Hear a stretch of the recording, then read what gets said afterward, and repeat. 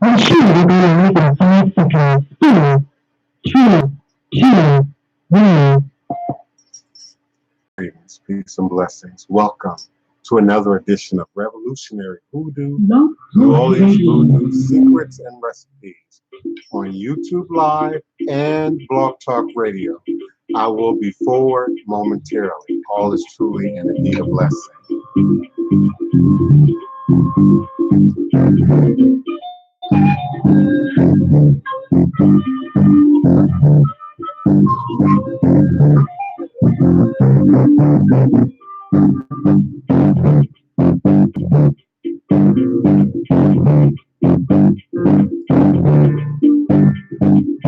Welcome, greetings, greetings, blessings.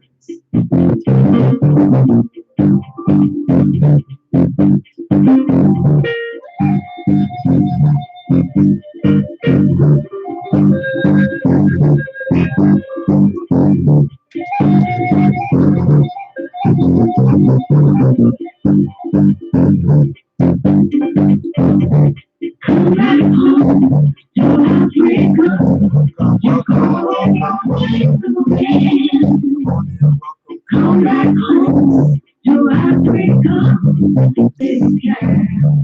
Golden rain, I'm waiting for you to land. Coming back to you. I'm longing for my family. Coming back to you. Come back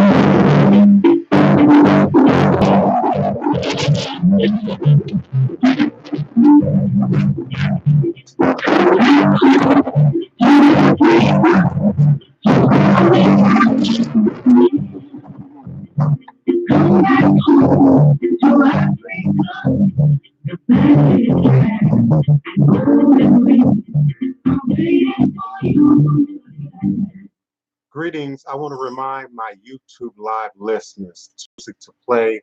I am giving my Blog Talk Radio audience an opportunity to check in and settle in the chat. If you would like to visit Blog Talk Radio, it is www.blogtalkradio.com/the hyphen, or that subtraction mark, DivinePrince.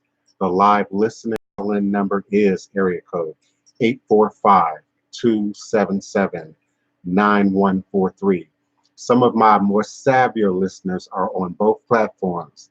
We've experienced technical difficulties in the years on one platform or the other, and I'm learning how to just roll with it. And so what got chopped off during yesterday's live YouTube broadcast is available in my archive at blogtalkradio.com. And you can hear the powerful conversation that continued on beyond the technical glitch. Also, be reminded, if you are in the YouTube Live audience, you can type your questions, comments, and requests in all capital letters. Kiona will help me to keep track of that and to be able to separate my questions I need to respond to on air from your blessed greetings and salutations. So allow my music to play and I'll be forward momentarily. All is a blessing.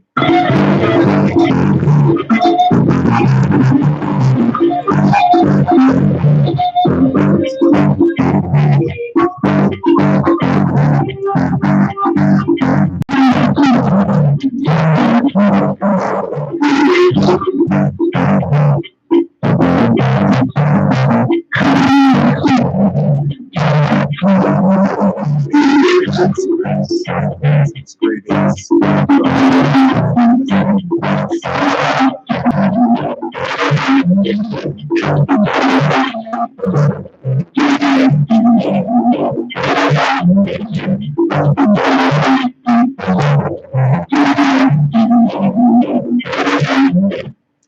Divine, all blessed, peace and love, joy and prosperity, revelation and manifestation.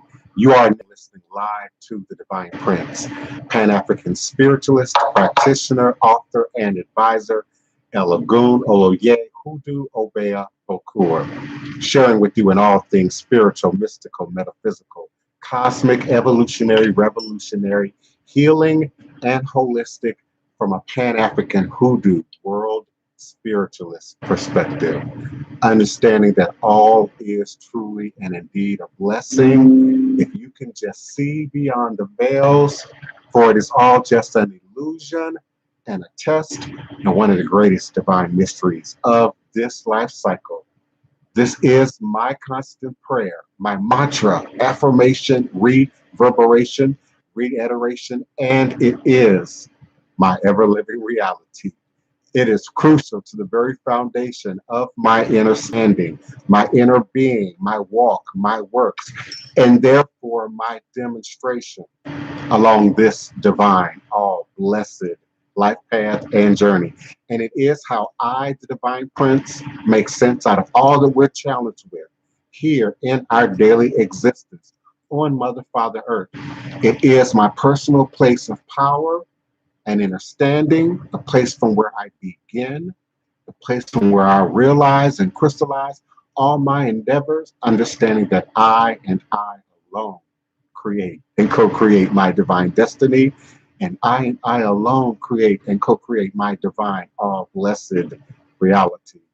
And so it is. Ashe, Asheo, and Ashe. Hotepwo, and all the greetings and all the ethnic languages in which we are familiar in this sacred space. I greet you on another day, this Wednesday, December 25th, 2019. I'm truly humbled, honored, and grateful to present life-giving, healing, empowering information to you in this format, in these particular times, in these seasons, on these peculiar days.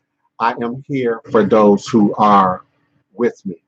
I am here for those who don't have anyone to be with. I am here for those who are on the spirit path and are only focused in on spirit and don't necessarily see the coming and going of these these events. I'm here for those who have something to say, who have something to ask, who have something to share, who have something to give.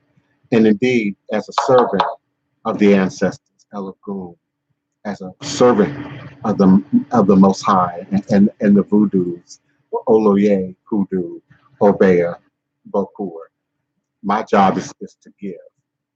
And it is on days like this that we focus in on a certain type of giving, the material giving, the money giving, the how much did it cost giving, and we overlook indeed that which is most valuable, that which is priceless, that which can't be tagged or labeled, and that is indeed the spirit, and the spirit in which we do any particular thing, the spirit in which we move in any particular day or vibration, and particularly in the times like this when the veils are thinnest.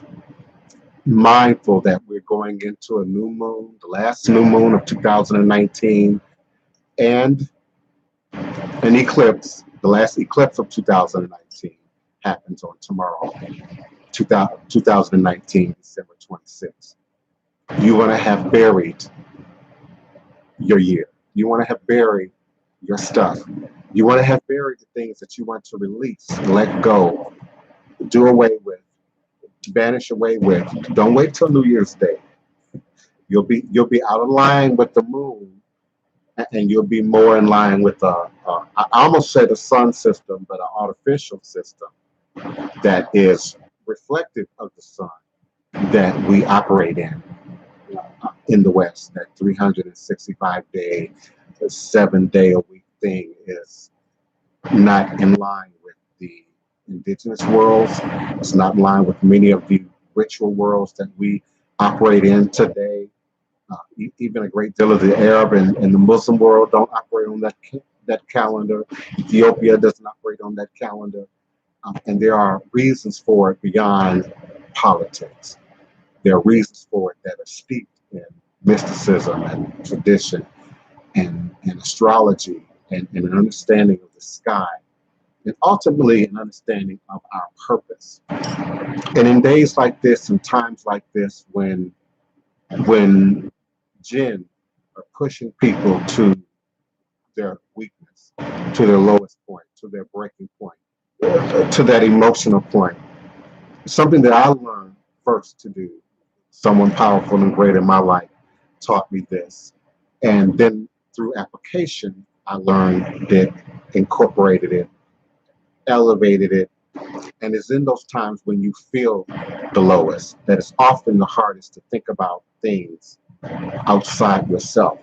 But that's when you think about the condition of the world, the condition of your community, the condition of your people, and not just think about it, meditate on it, uh, uh, no, but activate some kind of plan. First, in your consciousness, because if you can see it, you can believe it. If you can envision it, if you can imagine it, if you can create it in your crystal, in your third eye, in the center of that triangle that exists right here, then you can bring it out of the dream state, out of the realm of imagination, out of the realm of hope, out of the realm of wanting, and bring it into real world activity.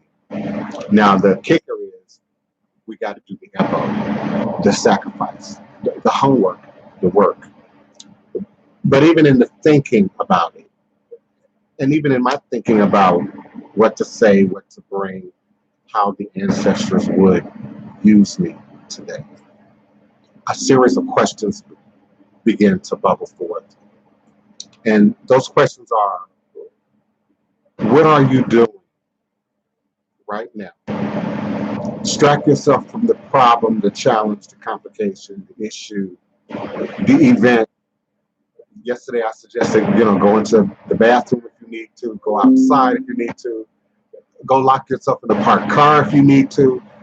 Find 5 minutes of peace, 5 minutes of clarity, 5 minutes of silence, if you will, 5 minutes of ocean music or peaceful bird music or something, that brings you to your meditative state, to your Zen state. And understand that's more than just breathing. Pay attention to the rhythms of your heart and to your breath. But it changes the volume of light that our body emits. It changes the volume of electricity and energy that moves around our aura and our physical body. When we choose to center, when we choose to just breathe, when we choose to be quiet. And some of you can't leave the room right now, so just breathe and find your peace for 5 seconds, 10 seconds, and ask the questions. What really are you doing right now? I don't mean, what gifts are you opening? What food are you checking in on? I mean, what really are you doing on the planet, in your life, in creation, as a god, as a goddess, walking in flesh? What are you doing right now? What are you doing for the world? What are you doing to make a difference for the generations that will follow? What are you doing to leave the world a better place? A better place. And listen, I don't want to get on a soapbox. It's real easy to do sometimes when you're looking at these questions. And so I want to demonstrate that and explain that as I demonstrated. It's real easy to say, yes, indeed. Look at the amount of plastic that's going into the ocean just today. Just today. Look at the amount of artificialness that's going into our seas and into our soil just today. Just for today. And for what, ultimately? What are you doing for the animals, for the forest, to ensure people can eat every day? And these are questions we should be asking every day.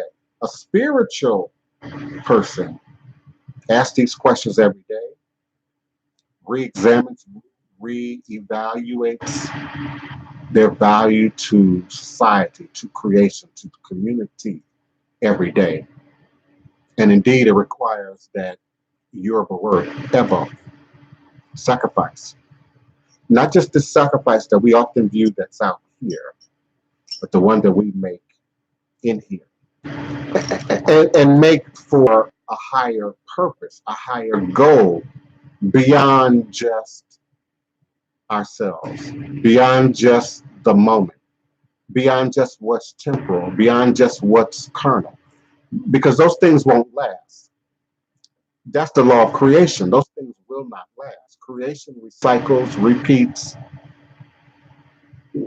regurgitates, renews, and so too does our spirit, so does our souls, so too does our purpose continue to evolve, to grow, to change, to transform, to be renewed. And it should be if you are spiritual.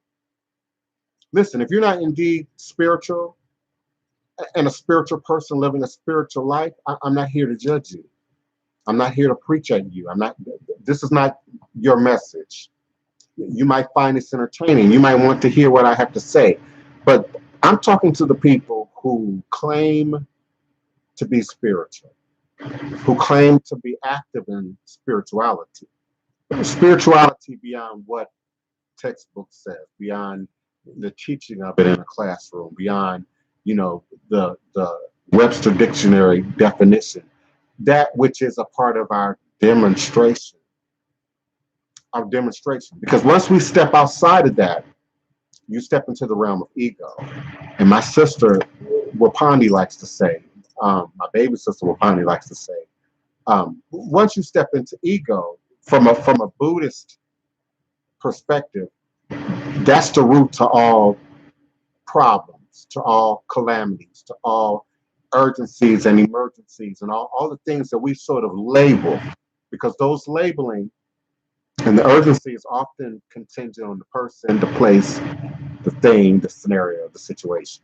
It's often urgent until it's time to do the work. It's often urgent until it's time to address directly that thing that we view as urgent. And we get caught up in the drama and the production and the energy. And that can be addictive. We all know at least one person in our life who's addicted to drama. Doesn't just need to hear it, is addicted to it, lives for it. If it's not happening, they have to create it. They have to watch it, they have to observe it, they have to see it, and it's become their reality. And when you get caught up in that, what I call often the weather, then you can't be quite spiritual. Because it's natural, you're trying to now meet a need. Your brain sends off certain alarms to the body, when we're lacking water, when we're lacking nourishment, when we're doing too much, and we learn to either ignore those signals, override those signals, push beyond those signals. And one might say, oh, there's a purpose, an athlete might say, I've got to finish this 5-mile, 10-mile, 20K, marathon. And so they train for deprivation in a seasonal period for a limited amount of time for a particular goal. And so when we think of fasting, when we think of stopping to make time to be spiritual, to pray, to work with your candle, to communicate with your garden, to breathe the air and the trees and see the birds and enjoy the space that exists around your house, your building, your living quarters, and just take that time. And it's so easy for us to say, but I've got to do this, I've got to do that, I've got to schedule, I've got to complete this event, I've got to, and we lose hours that can't be regained in terms of spiritual time, which ultimately is eternal. That indeed is what lasts forever. And so we're often putting a Band-Aid on, an aspirin on, stuff that's temporal, that's constantly shifting, constantly changing. We have to address those bills, that lease, that mortgage, that rent, every month, every 30 days or every 2 weeks, whatever your schedule might be. It's a reoccurring. And once you get behind in something, you're now playing catch up. And so the spirit goes, unfed, unnourished, unplacated. And there's so many signs and symbols in your traditions that are happening right now today. In the spirit of voodoo and E5 and the calendar that people take for granted, all your greens and beans and peas and legumes and produce and root vegetables and things that come out of the crops of the soil, out of the crops and fertility of the ground resonate with the day as it is in voodoo and the spirits and the loa that we would acknowledge on today. On today, December 25th, another day in the cycle of the calendar, another day in the passing of the sun and the moon and the universe. We would be acknowledging Orisha Oko. We would be acknowledging Ogun. We would be acknowledging Oshosti. We will be acknowledging the divine hunters and the hunters that gathered for our livelihood, for our survival. Also steeped in that soil is ancestors, the work, the tilling, the efforts of our ancestors.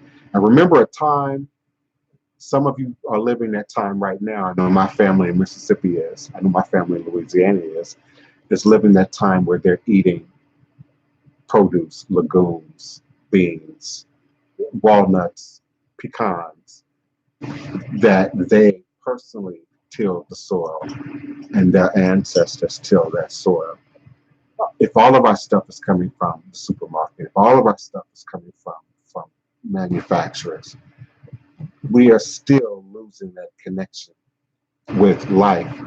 And while we turn to the soil, while we turn to airway, the leaves, the plants, the roots for our medicine, but beyond our medicine for our empowerment. But even at a societal level, we've turned away from it for our medicine. We seek the pharmaceutical, we seek the over counter first, often, and most immediately. And it has its benefits, it has its place, depending on who you're seeing, in terms of your health care. They may be supporting a mixture of what is available in terms of science with what is natural. And even if you don't have a dime, even if you don't have medical health care, at the root of things is what we eat. What we eat. You can expect more out of this body and indeed out of your mind and your spirit than that which you take in, which you feed it, and that which you consume each and every day. Not just today. This isn't about judgment. This isn't about taking the joy out of your event. This is about spiritual people who are living spiritual lives every day, all day, every day, 24 hours a day, 7 days a week. It is your vocation. It is your livelihood. It is your more than your lifestyle. Because we say lifestyle today, and there's a store that sells, furniture that meets your lifestyle, that sells clothes that meet your lifestyle. But I'm talking about being spiritual. Being spiritual. From the time you place your feet on the ground, from the time your eyes open and you renew your life, your livingness with that breath and awakening each and every day. That is when we step into spiritual. Before anyone sees what we do, before anyone sees what we say, before even your partner, your spouse knows what's particularly in your heart or what's particularly in your head at that moment, because many of you are putting on that mask from that very moment, and you're not speaking your truth, you're not living your truth, you're not standing in your truth, and therefore you're not being loyal in your spirituality to yourself. Not to me, not to the pastor, not to any judge, not to any arbitrator of justice in terms of character or integrity. I'm talking about in that space that it's just you, it's just the creators, it's just the ancestors.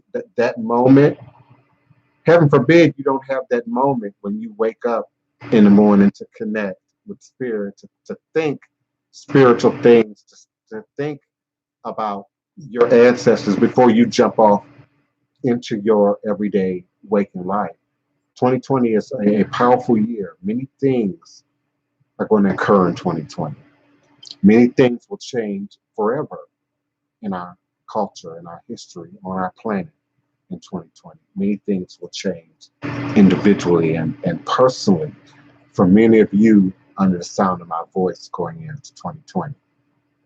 Let's not be corny and repetitive and do the annual New Year's resolution that many people are going to break within the first 7 days, within the first 14 days, within the first 30 days.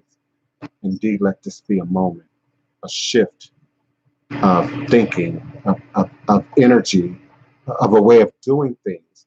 And even if you haven't quite figured out all the details, just commit to wanting to do different, to be different, to not repeat or have the things that bring you discomfort, displeasure, disease, have that repeated in 2020. For those things that are already active, those things still have an opportunity to be addressed, to be bound, to be elevated, whatever the condition is. I'm trying to address more than one thing at one time. But commit to not repeating the same, to not believing the same, and finding out and doing the research and doing the homework. I'm grateful for 2019. I'm grateful for 2020. It's been a very powerful year for me. Many things were supposed to happen in 2020 that didn't happen. Doesn't mean it's not happening. Doesn't mean it's not moving forward. That doesn't mean spirit sees something different in terms of alignment.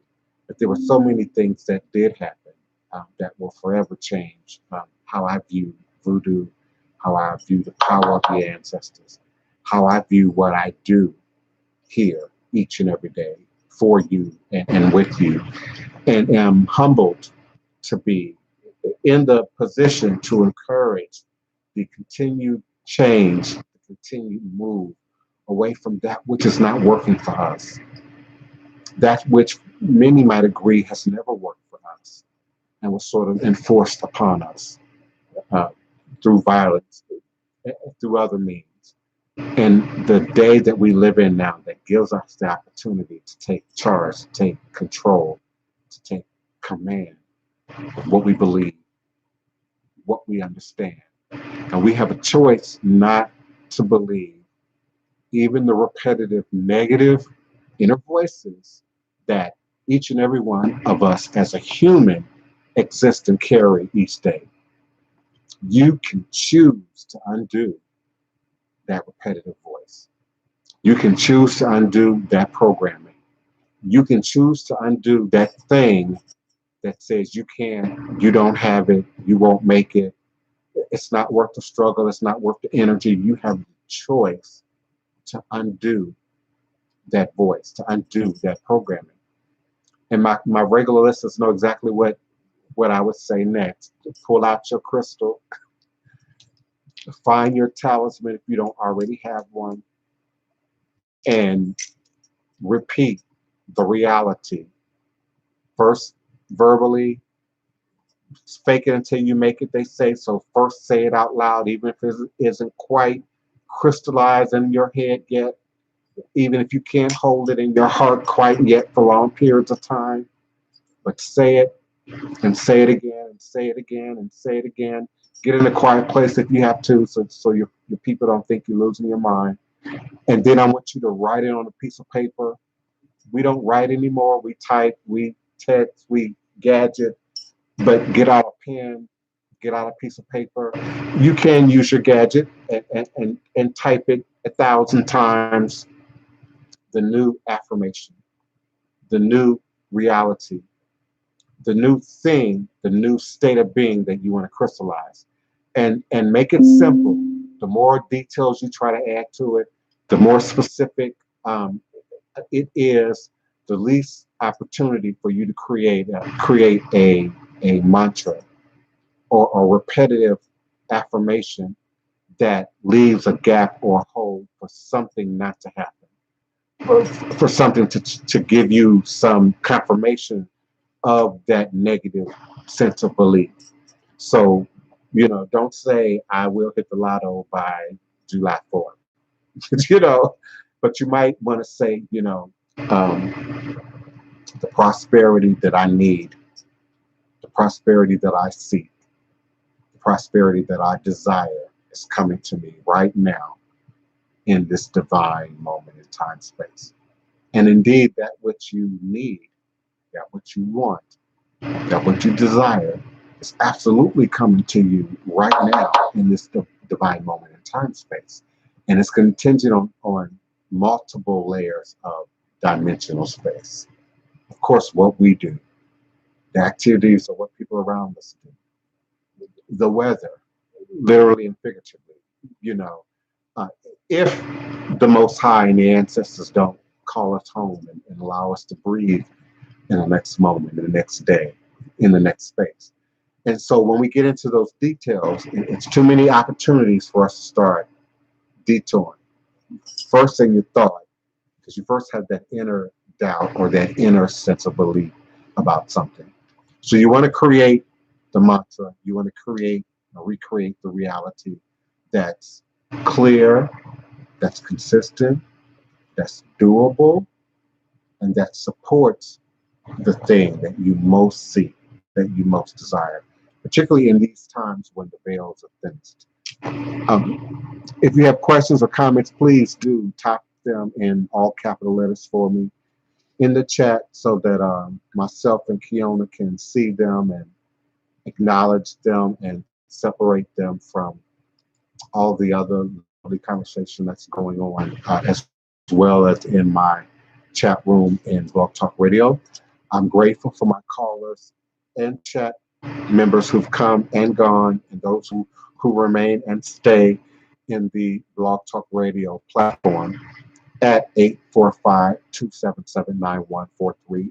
Please do remember to press the number 1 on your telephone keypad if you have a question, a comment, or a request that you want to ask live on air.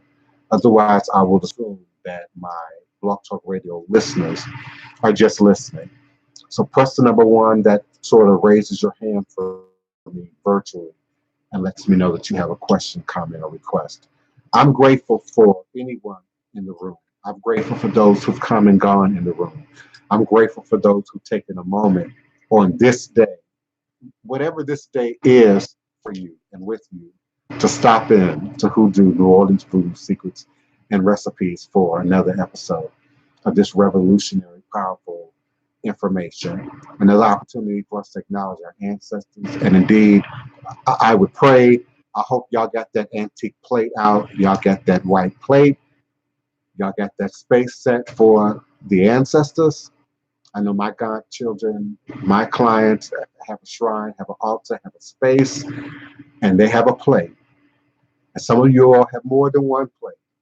And you have a few cups and saucers and glasses and flatware laid out for those ancestors. And you're serving them some of that pork. Some of you know what I'm talking about. I don't eat pork, but some of you know what I'm talking about. Some of you are feeding them greens and them grains. And the 9 grains of poverty is set and placed before your ancestors and the deities that open the way for opportunity, for healing, for prosperity. Your ancestors want some of that sweet potato pie. They want some of that rum and that tobacco. And we are laying that out for them on today. Don't deny your ancestors while you celebrate family, while you celebrate tradition, while you come together and gather. And many of us are not amongst the gathering, but we have the serving laid out indeed for the ancestors. The holidays indeed are an opportunity to acknowledge who we are and what we do. Often because the holidays allow us that time off from work, from regular life, from jobs, and everyone goes to their prospective residence and does what they do, travels or get some sleep, whatever you might choose to do on these times.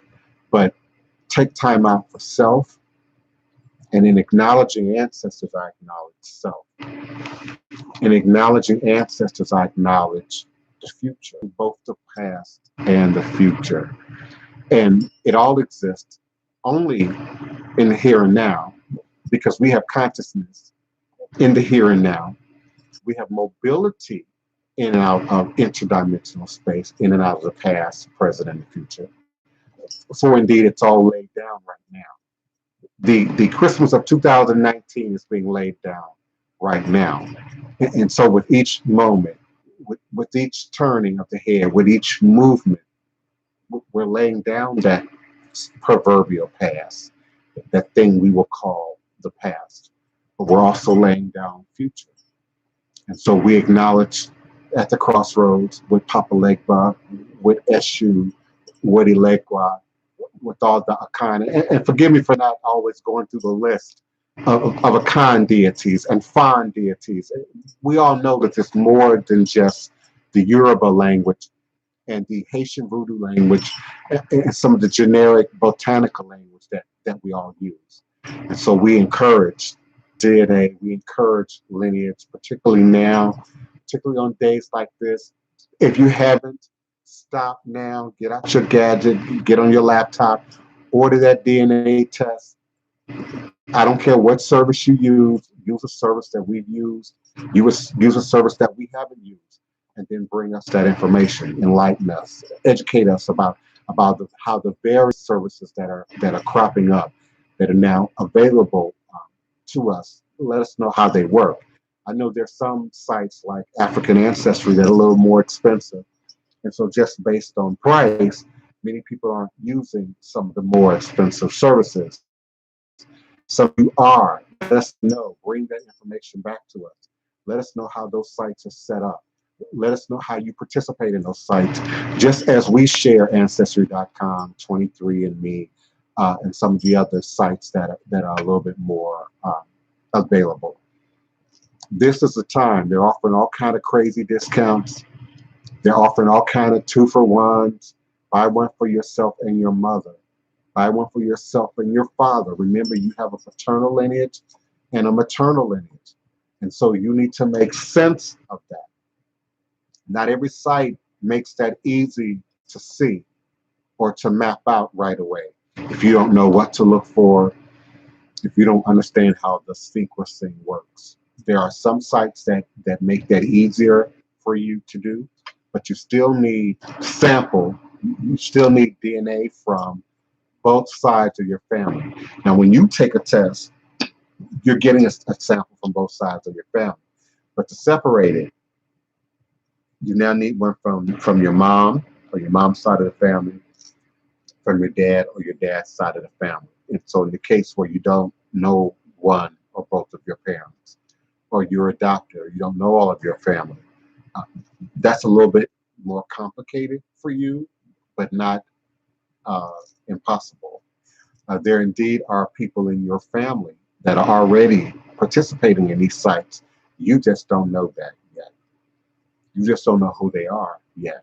I have first cousins, second cousins, cousins removed that are showing up in both my Ancestry.com and my 23andMe test that I'm still not sure whose side of the family they are originating in. Some of those people communicated. Isaac Harris, by the way, happy birthday. I didn't mean to neglect your birthday. So this is the time. You say, oh, I forgot, I don't think about it. It's these days, these holidays are the best time to remember and to mind it and to participate in these technological advances in a way that's more practical to our use. Thank you, Kiona. Question is pending on which DNA services do I personally use. I think I just said it inadvertently. I used first Ancestry.com and then second 23andMe. I then went back and had my mother had two children, myself and my younger sister Wapani. So I had my mother take the test. I had my sister Wapani take the test. Me and my father don't communicate. Many of you know this. My father, as far as I know, still alive, kicking, uh, doing what he does in Mississippi. We don't communicate. I do have some communication with my brothers and sisters by way of my father. And some of them have taken Ancestry.com. And now others have taken 23andMe. So I'm able to piece together my paternal lineage and my maternal lineage to a greater degree than you would if you just took the test singularly. Some of you I know see all of these subscriptions and tests and sites and applications, from just the money. And if I, initiate a little bit over here, I might go end up having to pay more something, over there. That's not what this is really about. This is really about having copies, if you will. DNA is a common, I want to say scientific term. No, copies is a common uh, DNA scientific term in terms of what they need, what they use to get the results. So each time someone presents DNA, spits in a tube, swabs a jaw, scientists collect DNA, from a host that is then put into a system, put into a file, put into an archive. And so every copy they have is then ran or matched against every other copy in the system. So each person who then supplies a new copy of their DNA, that is then, through the magic of computer technology over a course of days or weeks or months, they can now read all that information against a worldwide web of information, basically, and then tell you exactly who you're related to. They don't know names. They don't know your identity, really, even though many of these sites now have a social network component to them that you can agree to participate in or not participate in. Some of these sites, I know I have blood relatives that I know who taking these tests, but they're anonymous or they're using a username. And for many reasons, the same reason some of you protect your identity in social media. They don't necessarily want everyone to know who they're related to. They don't necessarily want everyone to know that they're related to the voodoo priest, or they're related to someone, on television. There are all kind of reasons people have for wanting to mask their identity within these networks. But if you know your family and you're in communication with your family, and you shared test information with your family, then you know who your obviously already identified family members are. But then there will become pathways, if you will, within these tests that will introduce names, family names, locations, countries, ethnicities that you have no knowledge of. That are not often talked about around the Thanksgiving table, around the Xmas Day table, around the New Year's celebration. While people are bringing up the past, bringing up ghosts, digging up old feelings, and emotions. The DNA can't necessarily do that. Now, at a bigger level, and particularly for those of us greatly affected, regardless of your ethnicity, by the Middle Passage, um, this opens that can of worms up. I can see how some people would be averse to DNA for that reason and would support negative propaganda to prevent many of you from not participating in this at all. Now remember now, the shell game, it's smoke and mirrors. We can say we don't want you to do the DNA for this reason, only to blind you to the fact that they might not want you to do the DNA for a whole nother set of reasons. Not to suggest that any of the conspiracy theories around DNA are not to be considered, are not viable. I'm just personally not concerned about being cloned right at this time, or having my DNA used to, create some kind of, biological weapon and or advancement. I mean, it's just not on my radar. Science fiction has it on their radar. Deep thinkers have that on their radar. Uh, Practical people, have that on their radar. But there's a degree of other purposes that DNA can serve us that I found useful, and many others are finding useful in terms of those of us who are committed to doing ancestral work and knowing who the ancestors are. It's really easy to say, I acknowledge my ancestors, I feed my ancestors, I pray to my ancestors. Well, who are they? Who exactly? And as I talked about in the previous show, I have some clients, some godchildren, who are struggling with the notion of people in the bloodline, people in the family who've done bad things, who've done dark things, who've done negative things. Some people are challenged with the idea of having racial or ethnic connections to the Holocaust, to slavery and enslavement of other people, to dark moments in history or in society. Finding out you're related to members of the Jim Jones event, uh, whether the family of the Joneses or victims of the Joneses. I mean, there are all kind of things that can absolutely be opened up, be revealed, be explored when you start getting into this DNA research. Another thing that Ancestry.com does that I think is important to talk about is the availability uh, under the Freedom of Information Act, the availability of marriage licenses, divorce certificates, Census Bureau documents from previous decades, from previous centuries. That is available in Ancestry.com.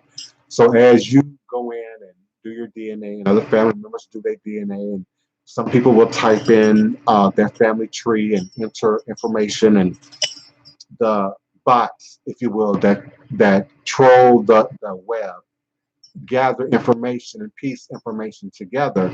You now are being exposed to opportunities to compare information, to compare names, to compare locations in order to better perfect the automatic family tree that's embedded in these sites, but also the family tree that you are manually going in and inputting information.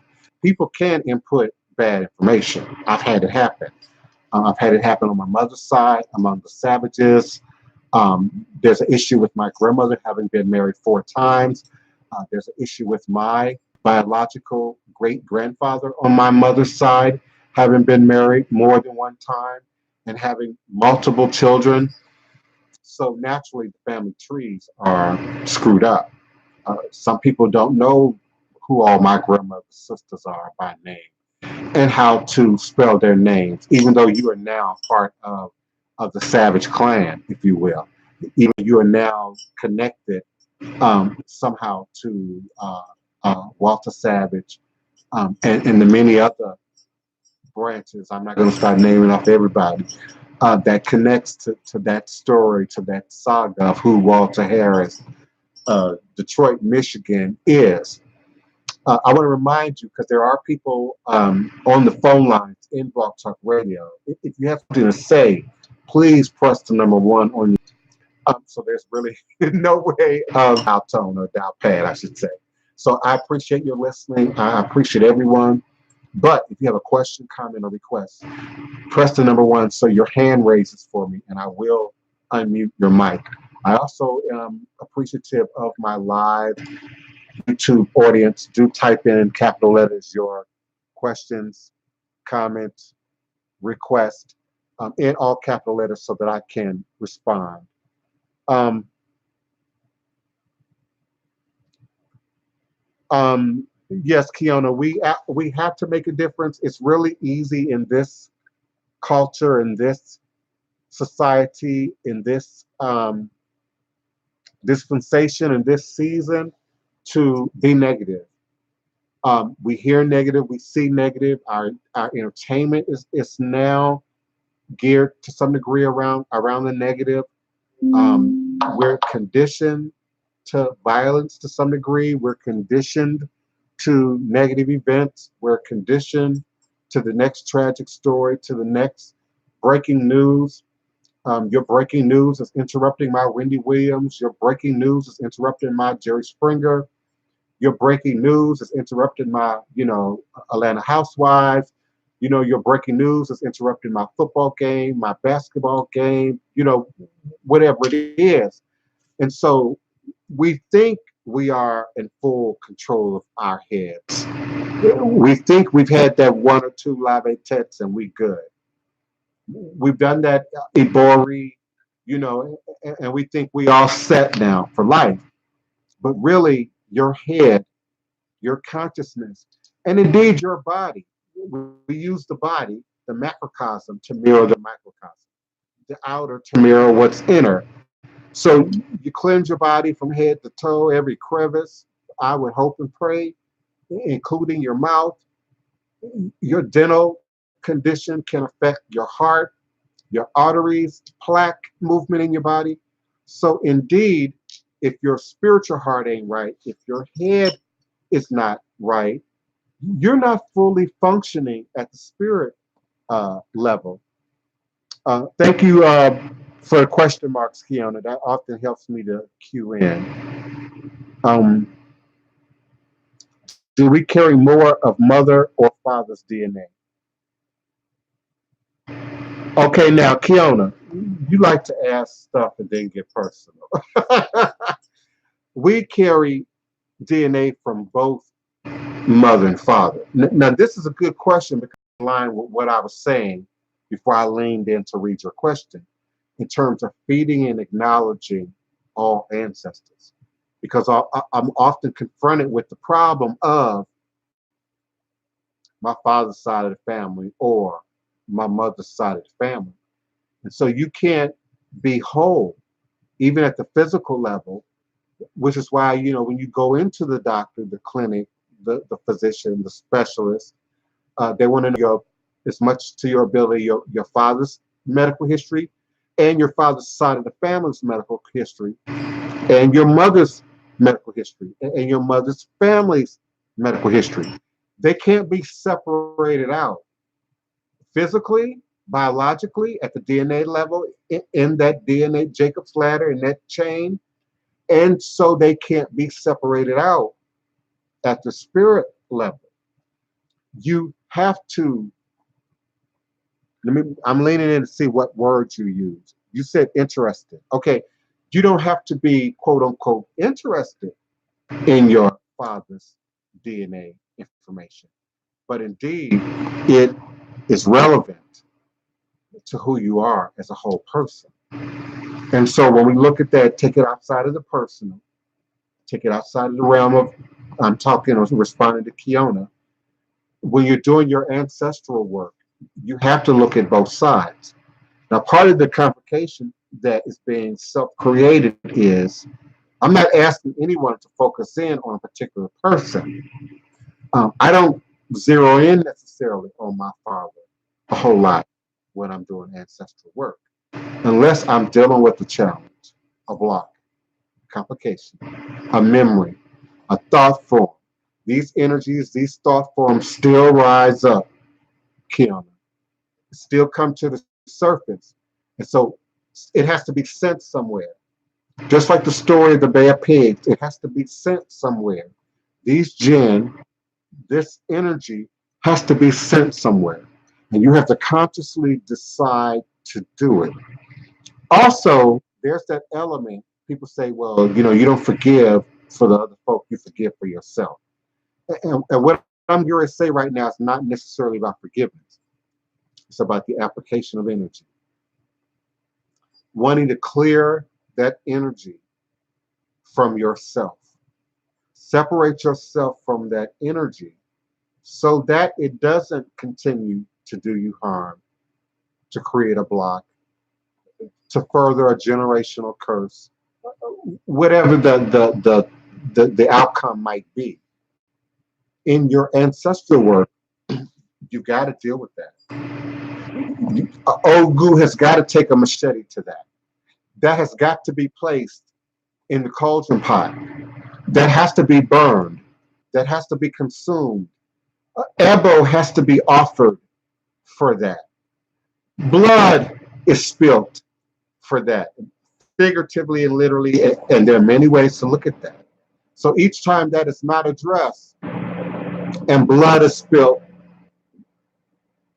in the where the baby is birthed, blood is being spilled.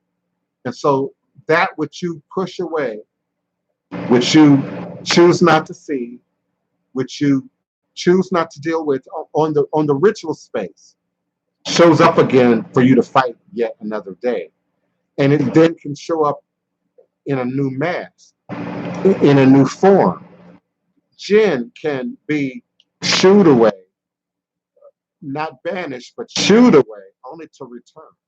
Can be temporarily set at bay, only to have to then be dealt with later, and sometimes in greater numbers. There's a scripture that talks about, I can't think of where it is right now. It talks about that which you banish, that which you send away, that which you bind, that will flee from you 7 times, only having come at you, approached you once. As well as that which is meant to curse you once can be sent away and returned 7 times, and then you receive 7 times the blessing as a result of having banished, bound, tied, removed, eliminated, whatever the thing is that shows up as a negative, that shows up as a curse, that shows up as something that you don't want to look at, that you don't want to address. So the idea of only working with your great mothers, only working with your great fathers, it's not in balance. It's not in balance literally, figuratively, magically, ritually. Some of you are working the goddess, deities,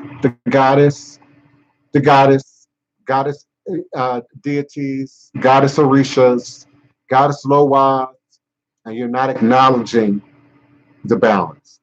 Some of you are only Shango, or only Eshu, or only fire and power, only Ogu, and you're not acknowledging your great mothers. Another magical book says, honor thy mothers and your fathers, that your days might be long. You might be thinking about your mom, your dad, known or unknown. You're not thinking about your great mothers, your great fathers, your great ancestors, known and unknown, that your days might be long. We know many stories, both truth and fiction, of lost children, abandoned children, children carted away in the canoe or on the raft, and floated down the Nile, floated down the ocean, only to be reborn, if you will, renewed into some different life, some different destiny, some different life path. So indeed, you can assume you have a connection to Oshun, yet your head might be adopted out to Yemida. And this is a common thing in these traditions. You might assume that you are, in love with Urzuli Dantor. And Urzuli Dantor is your guide and your great mother. But you might be adopted out to Urzuli El Rouge or Urzuli Frida or some other path some other manifestation of the deity. Many of these powers have more than one path, more than one name, more than one road, more than one way of addressing them, more than one tradition, particularly when they are moved.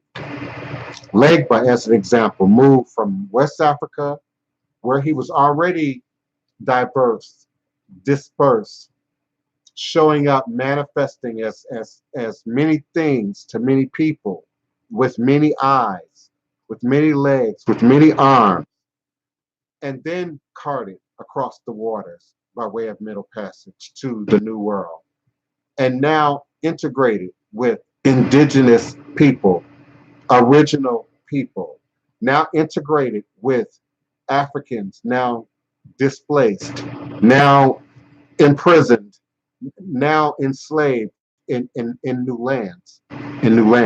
Something that many people don't know about Eshu, for instance, Legba, and how he shows up in Brazil. There's a deity, Saucy, right behind my head, is associated with the path of Legba in Brazil, or Ilegua in Cuba or other regions. Has many of Legba's signs and symbols, but it's really an indigenous power to the people who resided in Brazil before slavery.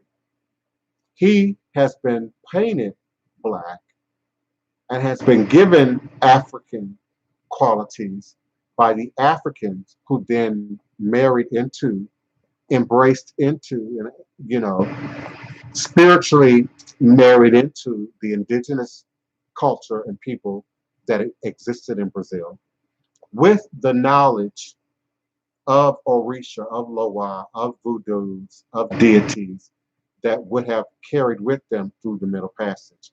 And so now we have Saucy. And Saucy has many characteristics that he did not originally have, having come out of the original people that existed in the land that is now known as Brazil, in South America. The largest population of Africans in the Americas reside in Brazil. We have one of the smaller populations here in the United States. And so often we focus, rightly so, but over focus on just ourselves and just our family. And our battle here is used sometimes as a distraction, whether it's for political reasons, for other reasons, to keep us at battle with black and white and with each other and with classism and sexism and all the other isms and schisms of the day. And we don't have much time or much consciousness to think about our extended family. And DNA opens us up to that. You find out you have a footprint in Central America, South America, Africa. I want to make that connection. I have. I've used these services. I've reached out to some of those family names, some of those family peoples, and the responses have been great. The responses have been primarily positive or not at all. Some people use these DNA services and don't immediately reach out, don't immediately communicate, or cannot immediately and readily connect the dots. And so there's limited communication there. There's limited um, dialogue there. Say for that which you, greetings, Kia Smith, say for that which you personally initiate, that which you personally bring to the table. So no, we don't carry, in my opinion, and I believe medical science might support me to some degree. I don't think we necessarily carry more of our mother's DNA. I think we might carry more of our mother's DNA because of the time that we spend in the womb. But in terms of relevance, I think there's an even exchange of X and Y. So yeah, I answered your question inappropriately. Indeed, if we have more of one thing than the other, which determines if we're male or female, then we might carry over some information. But science hasn't clarified what that information is. Because it could show up in any area. It could show up in terms of your intellect, in terms of your spiritual gifts, in terms of how you look. Some of us look more like our mothers, look more like our fathers. Some of us act more like our mothers or act more like our fathers. I won't say that we equally act, 50% of the time you act like your dad, 50% of the time you act like your mom. I think that mix is unique to the individual, unique to the scenario. So, yeah, I've waffled just a little bit, but I'm still standing on we take what's necessary, what's pertinent, what's important to our journey. Even if we can't clarify it, you might not understand why you took on your dad's hue or shade and not your mom's hue or shade. I had a choice to be light skinned or dark skinned. If you look at my parents as individuals, if you look at my families as two separate units, I had an opportunity to be one shade, more Creole looking with freckles than another shade. Now I can see that. I can see both aspects of that. I've actually gotten lighter with age and not exactly darker with age. When I was a baby, I'm really light. And then as I got older, I get darker and darker. Somewhere around 35, maybe 40, I'm now seeing some of my red relatives, freckles and moles and some of the things, the texture of my hair uh, coming to the surface. So I think even in certain seasons of our lives, we manifest what's needed, what's necessary, what's active, what's pertinent, latent in our DNA. I even believe we have the ability to activate things in our DNA, things in our brain, things in our body by way of our consciousness, um, by how we think. And science has backed me on this. You can think negative, overthink negative, live in an environment of stress inward and outwardly, and activate a cancer, activate a germ, activate something negative in your body. You can catch the cold or flu at the germ level. And so now you've been exposed to something. But if your immune system is up to par, your immune system will go in and battle that, will do the work of that. But if you're under stress, emotional stress, mental stress, physical stress, then your immune system might not be up to par, and a window might be open, and so the front door might be locked, but a window might be open, and so you then develop response to the cold, the flu, whatever that is. So, in terms of us being spiritually up to par, I and Voodoo supports me in this. Understand that in order to be healthy, have a full body, you must have two hands. You must have two hands. You must have a head. You must have a full body and all of its functioning parts. And if you need to move around, if you need mobility, then you got to have your legs and you have your feet. I'm speaking a code, I'm speaking magically to many people right now who practice many different things. And these words have very specific meanings in these traditions, where you practice in Wicca, witchcraft, black magic, Satanism, dark magic, voodoo, hoodoo, root work, conjure, whether you're a mason, shriner, a Eastern star, whether you're a comedic science, comedic artisan, Hecka might be your thing, your magic. These have a meaning that's translatable in numbers, in practice, In plant life, in alchemy, what goes into create, what goes into produce. So numerology, for instance, we always start with a one. Now, are we starting with the alif in Arabic? Are we starting with that symbol of a one? Or are we starting with a dot?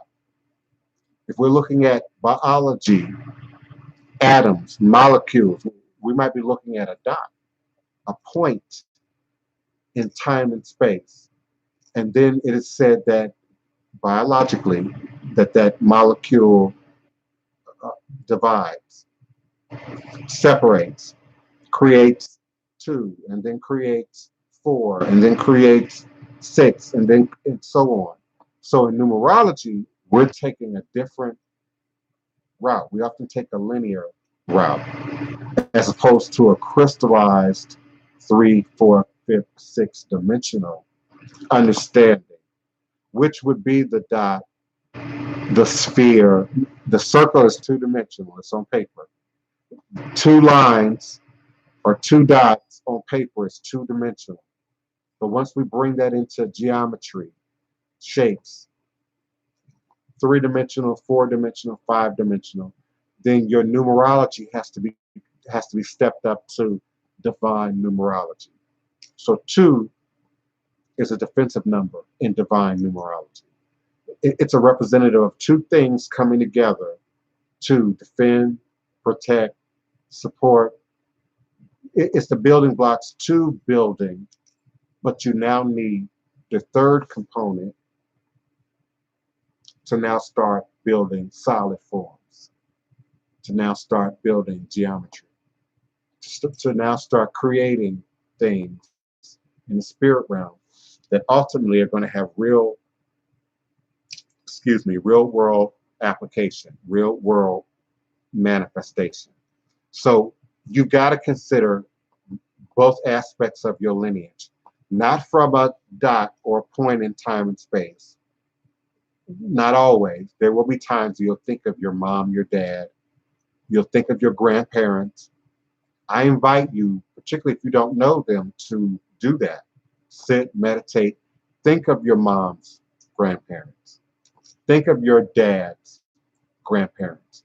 Then think of their grandparents, and so on, and so on, and so on.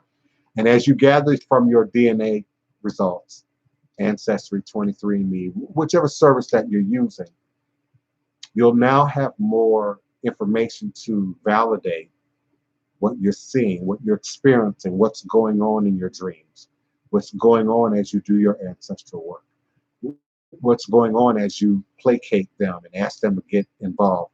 And they start trying to speak to you. Sometimes they're going to speak in their language, in your language.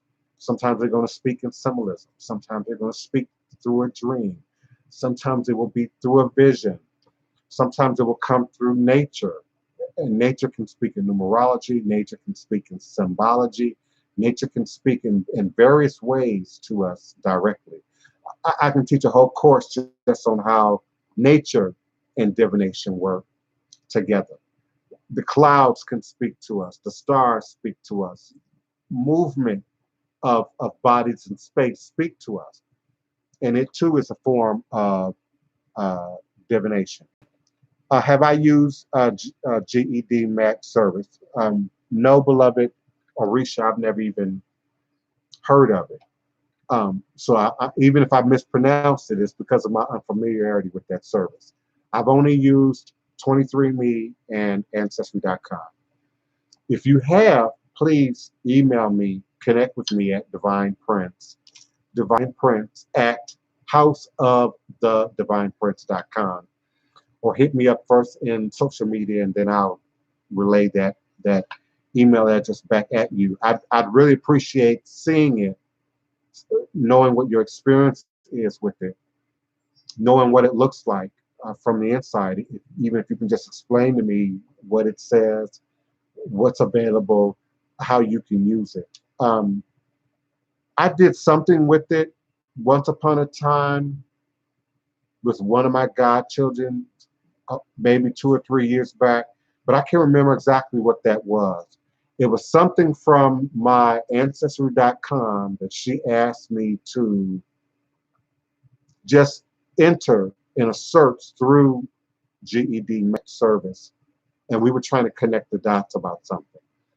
But Arisha, no beloved, I don't remember it. I don't know it. I'm not familiar with it to give you my opinion on it, to tell you how it works. Um, so yeah, I'll help you as much as I can. You help me. I appreciate you reminding me of it. So after the show, that's going to be on my homework list to search that first, find it again. I may still have a username and password logged in there, and then I'll check it out. And then on tomorrow's show, I'll talk about GED Match and help you as best as I can a little bit more with that. But no, that's a site that I'm unfamiliar with.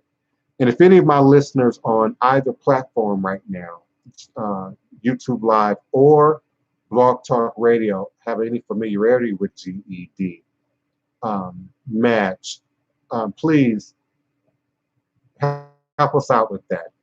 I appreciate my callers and my listeners, my chat participants in Blog Talk Radio who have come and gone. Greetings to you. Shebop, too. I appreciate you for being present. My live listening and calling number is area code 845-277-9143. 845-277-9143. If it'll help in your active participation, I'm going to speak for a few more minutes and then I'm going to end the show. I find when I say that, then people got all kind of questions. So I'm going to end the show momentarily.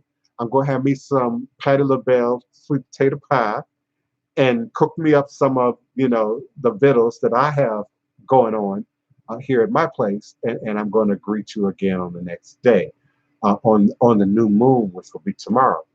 But indeed, if you have a question, comment, or request, you want to dial 845-277-9143 and press the number 1 now. Otherwise, you can use the chat on either platform, YouTube Live or Blog Talk Radio. Type your questions in all capital letters. That'll make it easier for myself and Kiona to separate your questions from the other comments without me leaning in like this or having to put my glasses on. Ciao, Bella. Is magic similar to being 720 degrees? First, Ciao, Bella, I'm not quite clear on what you mean or what you reference when you say 720 degrees. I will say magic, Heka,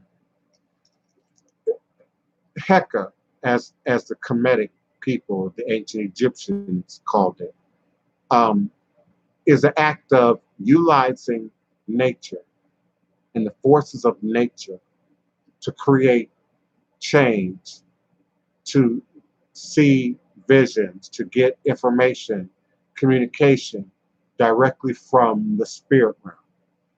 And the spirit realm, of course, affects the past, the present, and the future from a Kemetic standpoint. Now, it indeed is a voodoo standpoint, but from a Kemetic standpoint, indeed.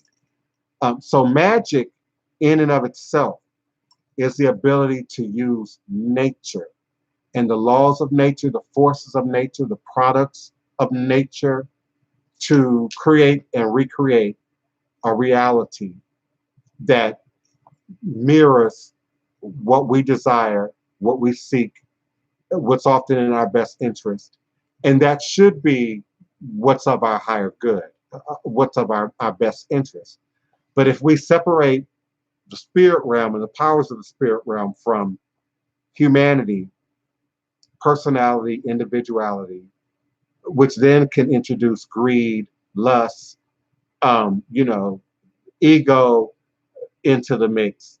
Magic otherwise should be about healing, empowerment, revelation, manifestation for the good and ultimately for the common good of the universe.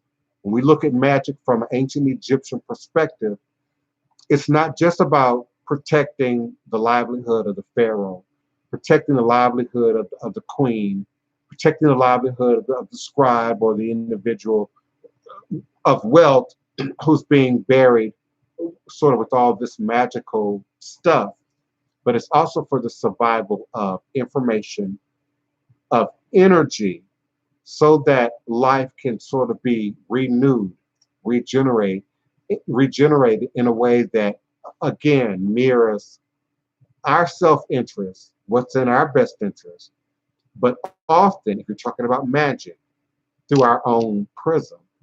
And so if your prism, your third eye is not clean, it's toxic, it has personal stuff going on, has past attachment, then your magic is not always going to be on point. It's not always going to be without flaw.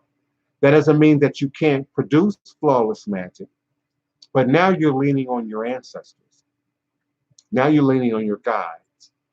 Now you're leaning on the deities and the forces of righteousness that exist in nature that can't be corrupted in any way by what we say or do, by not feeding the deity, by not giving blood to the Orisha, by not having the money, the resources, the power, the wherewithal to know how to do and or address something. This is at a much higher or a much deeper level, depending on how you're looking at the crystal ball. This is at a higher level in terms of how we apply magic, what we do with magic. So if you can, Chabella, please either explain to me right now and type in chat what 720 means, or call me on my Blog Talk Radio line at area code 845-2720 degrees means. Say that I can recall that particular reference. Yeah, I just did my own quick Google search, and I'm getting, the Urban Dictionary, I'm getting HDTV, I'm getting skateboarding tricks. I'm not getting anything quite metaphysical or quantum metaphysical or in Reddit. But I'm not sure it today. I'm not having many problems. No one is complaining about any issue. So Child Bella, please, Child Bella. Child Bella says a master more mason can do, and I've seen that done. What you're not explaining to me is what 720 degrees means. What is that? What is that a reference?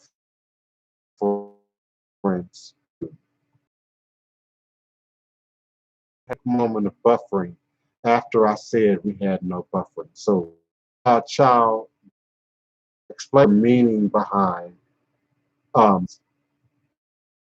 My Reddit page is buffering now, so I'm going to delete that at a later time. Yeah, I can command in a way that's readable to us on the ground.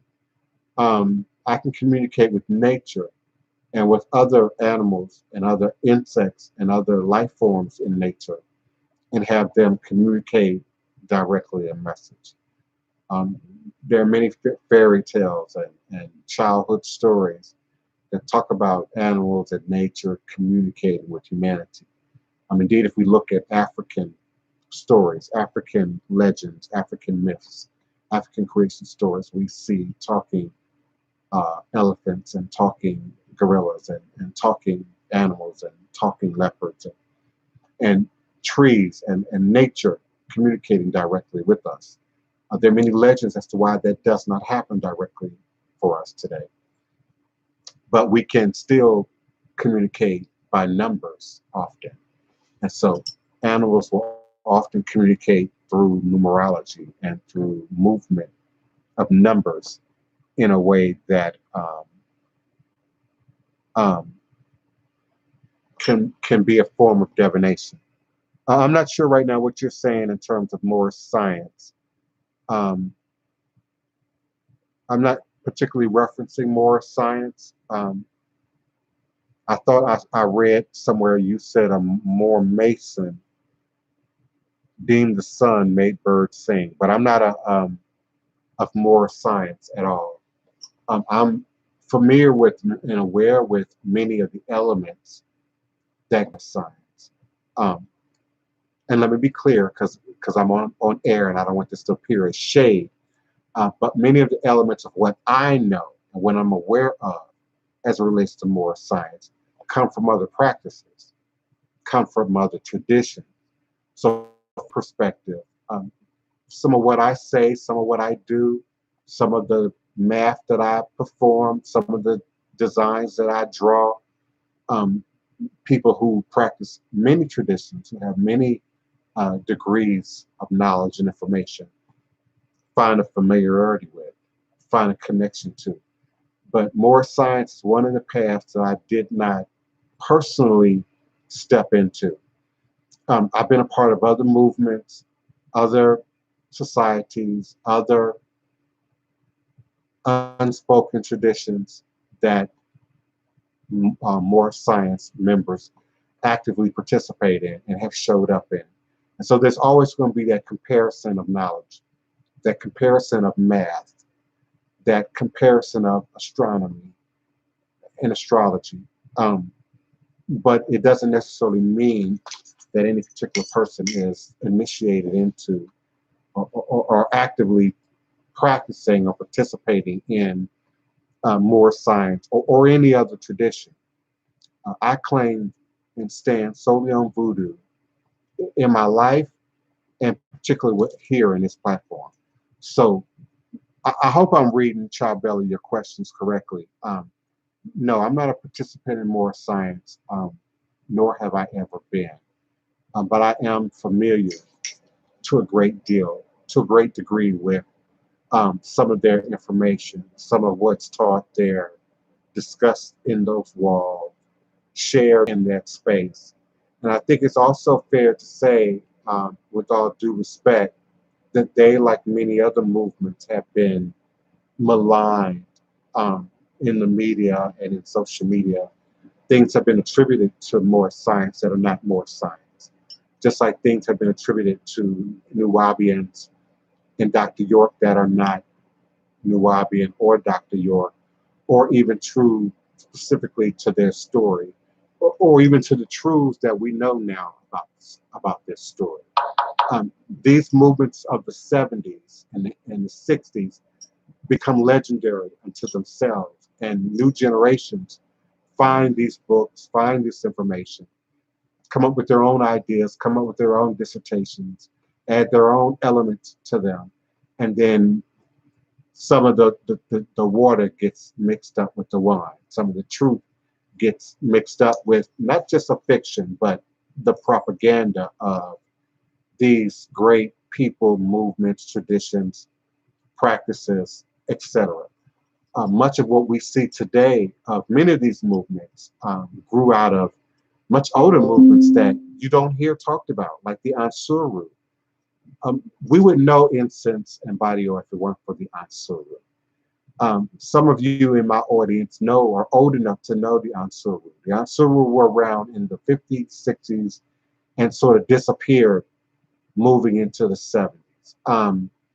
Always wore white, sort of dressed like the Hebrew Israelites, sort of dressed like initiating Ifa and Yoruba practitioners, always heads wrapped. They introduced body oil fragrance, incense burning, and stick incense burning into the Black community. And to some degree, I'm going to say to the greater body of the USA. They stood on the corners in our communities, you know, where the liquor store was, where the temples were, not just the Islamic temples, some of the churches, some of the Black Power movement locations, some of the Black conscious movement locations, but in the hood and in the ghettos and where the people were. The Ansuru were our first messengers who didn't just come to prophesize, didn't just come to sort of cram their religion down your throat, because the Ansuru were not trying to bring everybody into their tradition. The Ansuru were very secretive and exclusive body of men whose primary goal was elevation of consciousness through not just the Quran, but through mystical teachings that are associated with some bodies or tribes of Islam, but not with others. And some of the divisions in Islam come out of this very thing. Some taking a more literal, scientific, mathematical approach to not just the Quran, but higher learning and higher information. And others wanting to also acknowledge spirit, and the mythical, magical elements to religion. So that created a great deal of why we have these fractions in these various world religions. And so the Ansuru were mystical, magical,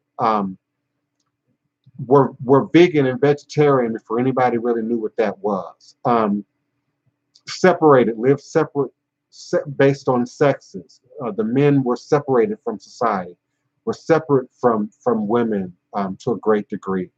The Ansuru had women, and some of them had children, and many of them, if not all of them, required, if I'm not mistaken, to vend and be self-employed. So in more modern times, some of the first true demonstrations of self-employment outside the beauty shop and the barbershop in the Black community were the Ansuru, who were selling incense and oil to survive, to buy food, to care for their housing, ultimately of themselves.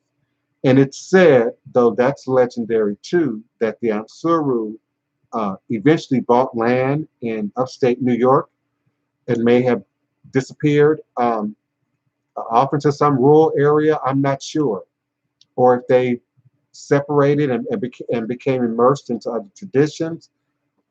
I'm not really sure what happened to the Ansuru, really.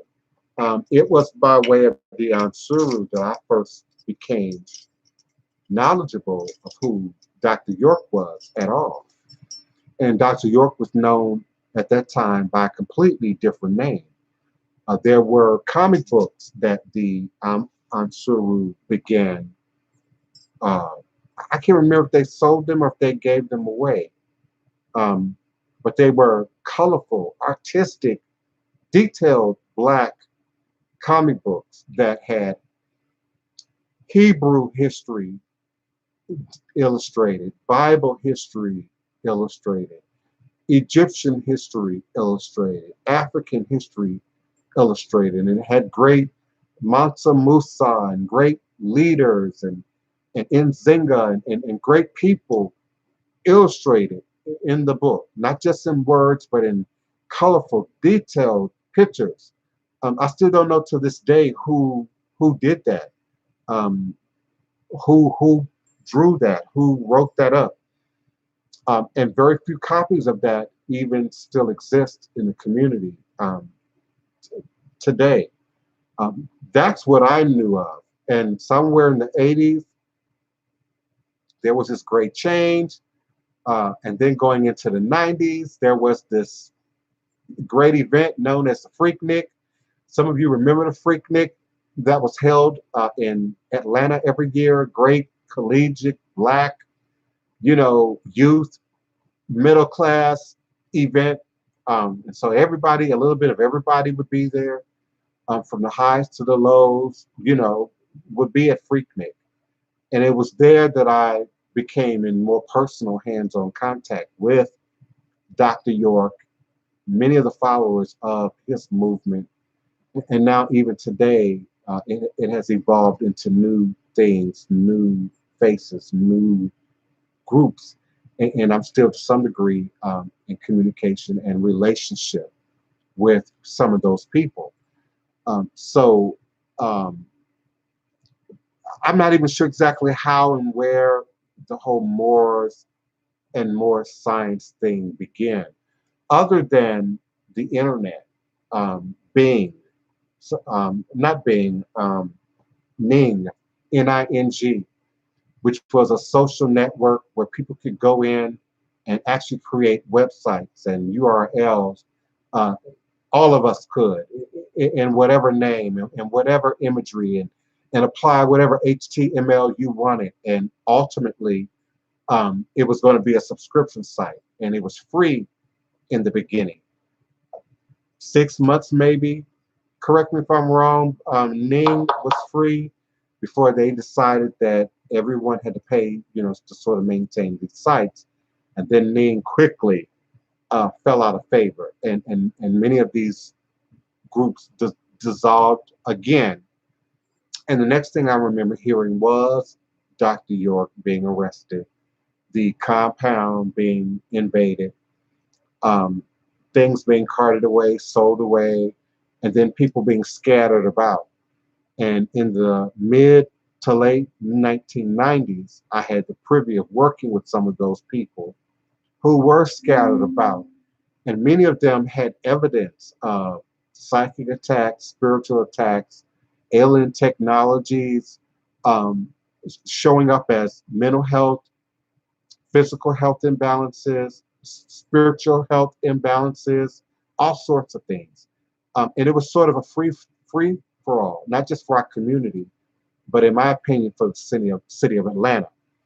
You had people in 95, 96, 97, just sort of camped out all over Atlanta, um, in between housing, vending, selling. Many of the vending ports that the city of Atlanta set up physically on the ground, all over, all over town and in the tourist area.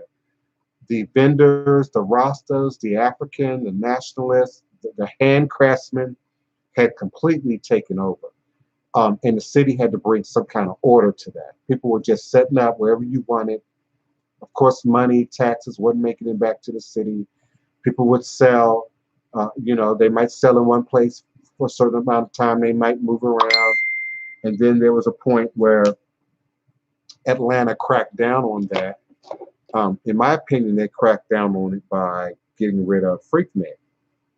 I want to say in 1997 was the last year of Freaknik. They said, no more, we can't do this. We can't handle this. Um, I remember there was a violent attack. A young woman was attacked, I believe, and it was caught on camera. And that sort of gang, like, it's another word for it, not gang. Sort of that spontaneous attack and the whole group sort of acts similarly, was caught on film, and they stopped filming. And by doing that, that's a great, huge event that brought a lot of people a lot of money. But by ending that, the vendors had no more reason to sort of be there and set up. So that sort of culture dwindled away. And then every other aspect that was in association with that whittled away. And so a whole new thing evolved by way of the internet. And now we see Ifa and Ifa houses and elays being set up throughout Georgia, New York, Florida, voodoo houses by way of Haiti, being set up, and it initiated in a whole nother environment, for religion, spirituality, and practice. And so back during those Freaknik days, the Moors, and if I'm correct, the Hebrew Israelites, Chabela, would set up right there at 5 Points. If you've never been to Georgia or Atlanta, there's what's called 5 Points, which is like the major MARTA public transportation hub. So a great deal of all the buses end and begin there, or show up there. A great deal of all the trains, the MARTA trains, intersect underground at what's called 5 Points. and it sort of has this five-sided thing going on. And of course, vendors would be set up all around that location, catching that traffic. And you would see various groups, not just the Hebrew Israelites, not just the Nubians, the Christians, the evangelicals, um, all kind of groups would proselytize right there at Five Points in a way that you really have never seen in other cities. You've seen it to some degree in Chicago. You've seen it in New York City. And I want to say it started in New York City, Philadelphia, DC, Baltimore, Newark, places like that. But this is something you didn't see in the South, something you didn't see in the West. These sort of Black empowered groups, Black power groups, Black empowered groups, preaching, prophetizing, stopping you right at these major transportation hubs. And so that's where I saw a lot of the Moors and the Hebrew Israelite activity that I know of that goes back to the 70s, the 80s, and the 90s. And they would have their Bibles, they would have their Qurans, they would have their um, um, the books that the Jews use, the sacred books that the Catholics use. They would have them all out, and they would have highlighters and colored highlighters and pre-prepared, well thought out dissertations on any passage, any scripture. I mean, they were ready to do battle. The spoken word community, hip hop intersected sort of with this environment.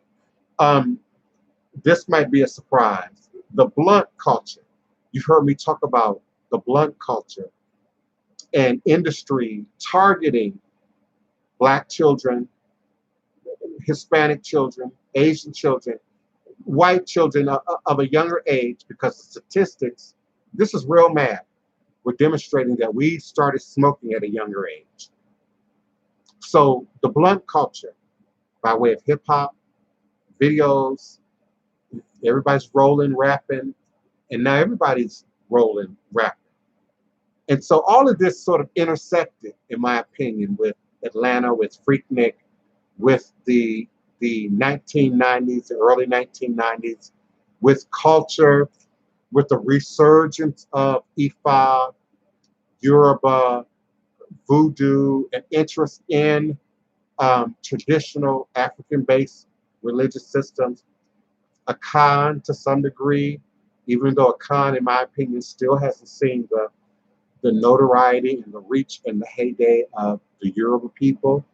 The Yoruba people have also educated themselves in terms of culture, society, science, medicine, math, education, in ways that are completely separate from where we as African Americans, and particularly the more radical, conscious African Americans, who typically focus on race, ethnicity, culture, tradition, ATR, religious spiritual practice, and we see the Nigerians focus on the money and the education and the degrees, the master's degrees and the doctor's degrees, and setting themselves up to move their culture, not just Ifa, but their culture forward in the world in a way we still have not seen fully realized with the Akan, the Fan, the Ebe, the Hausa, and many other, the Igbo, and many other ethnic groups that not only exist in West Africa and sort of influence our conversation here, but also show up in our blood and our DNA as having made that distance, traverse that distance by way of the Middle Passage. Please forgive me. Kiona might have left the group. I'm not sure, but if I'm missing your questions, your comments, your request, help me out with that. I would certainly appreciate it. Yo, Goddess, please, all of you, please type your questions in all capital letters so that I can see them. There's no way for me to highlight this. Yo, Goddess asks, how do you spell Ansuru? Okay, Ansuru, if I'm correct,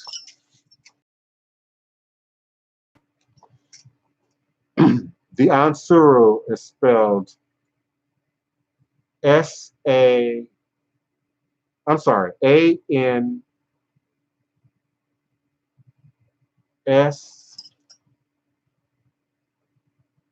A-N-S-U-R-U, I believe.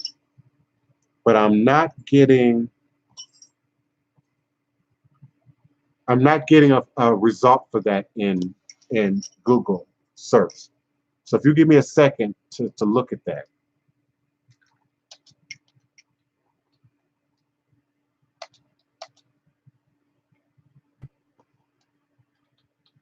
Forgive me, Blog Talk Radio, because you can't see me typing and pecking and searching. So forgive me for any dead air time there. I'm trying different ways of spelling Ansuru. Um,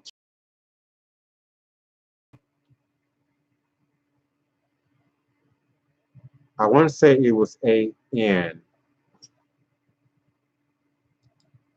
Now, what I might be misspelling is the next or first vowel. So it could very well be, oh, come on, Divine Prince, this is not the time. Okay, so the Ansuru, I have, yeah, it's Ansaru.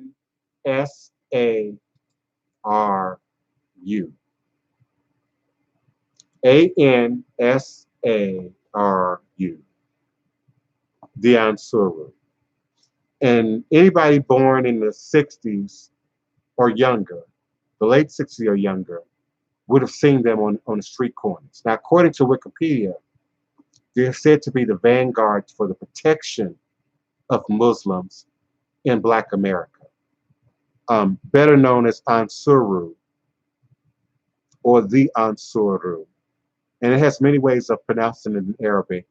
Jama'atu Ansuru, many other ways of pronouncing it that I can't roll off my tongue right now. But they were less commonly called Al Qaeda in the lands beyond the Sahel. And so they showed up here as missionaries is the best way that I can describe. I can't recall them trying to convert anyone necessarily to Islam or to their way of life. And indeed, their way of life to the average American would have been viewed as harsh, difficult, based on how they sort of they didn't have a bunch of luxuries. They didn't have a bunch of possessions. They weren't motivated by um, societal things outside of what they considered righteous, what they considered of God, what they considered of a higher spiritual calling as they were presented. Some sites would say that the Ansuru became the New Wabian Nation. But the New Wabian Nation and Dr. York and sort of that overt focus on Egypt and Egyptian science and math, in my memory, is a little different from how the Ansuru originally showed up on the streets of Baltimore and Washington, D.C. and New York City. I'm skipping information right now, so forgive me for not looking directly into the camera.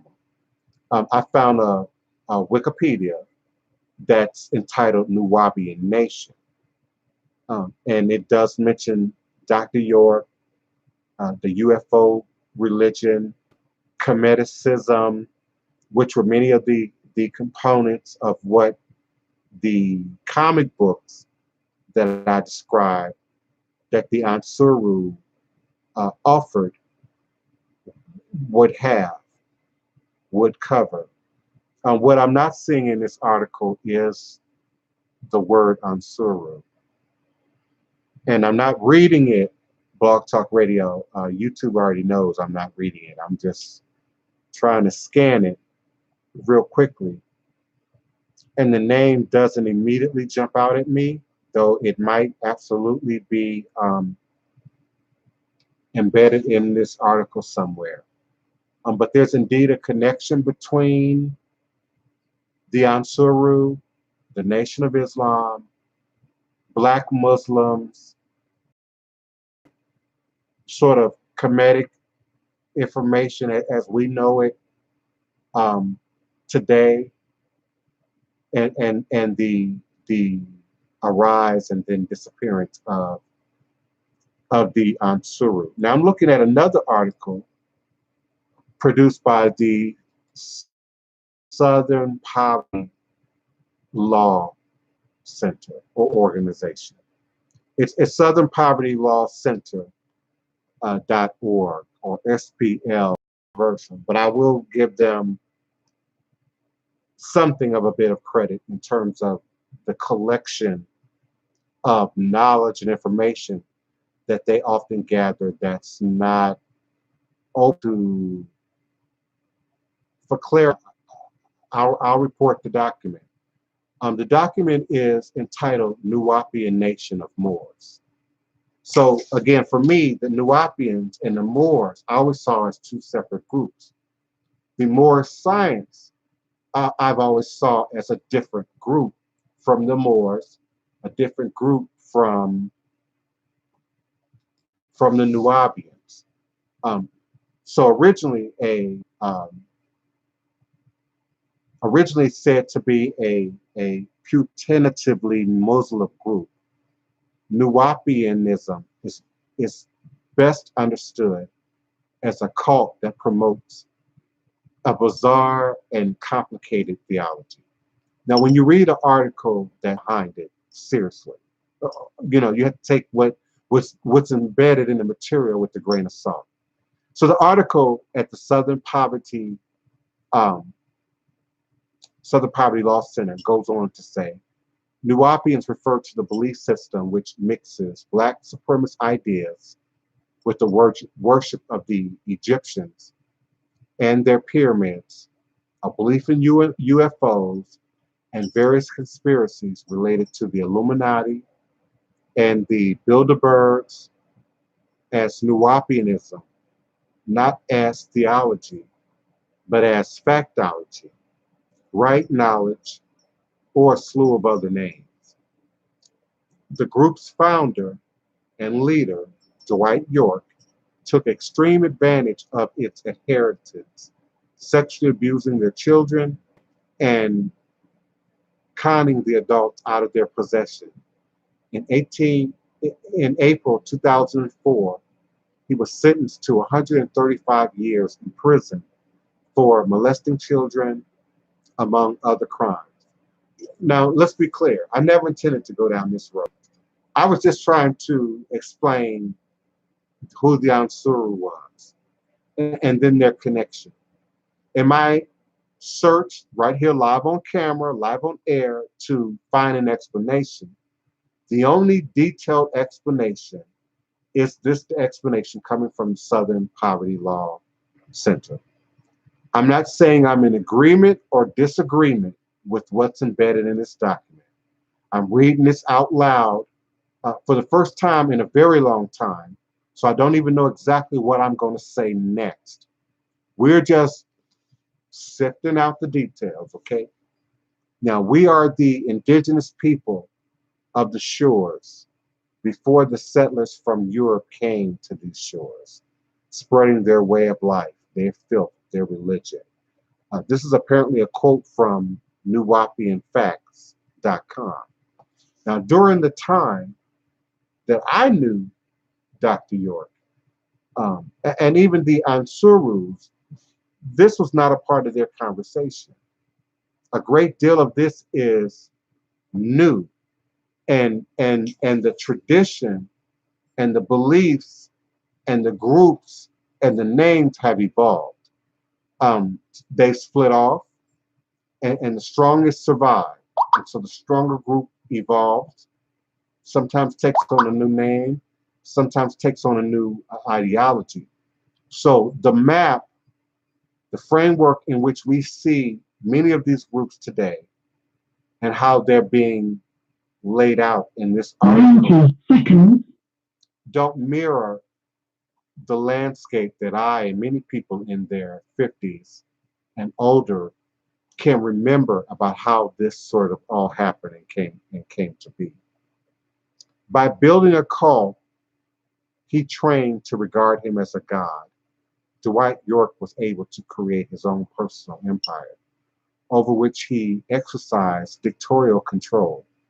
But before he was a god, he was a struggling ex-convict.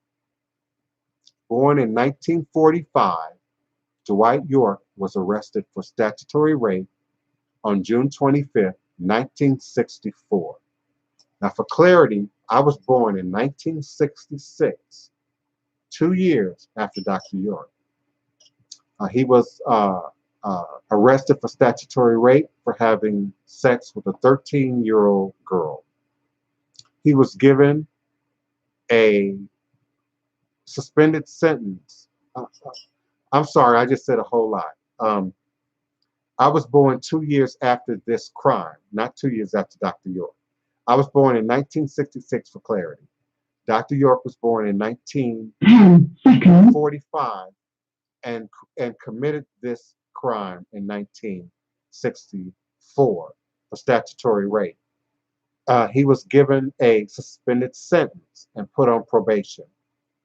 York broke probation later that year when he was arrested for possession of a deadly weapon, assault, and resisting arrest. As a result, he served 3 years in prison. When York was released, he worked as a street vendor or street peddler in Harlem, selling pamphlets that he had written and other items, including incense.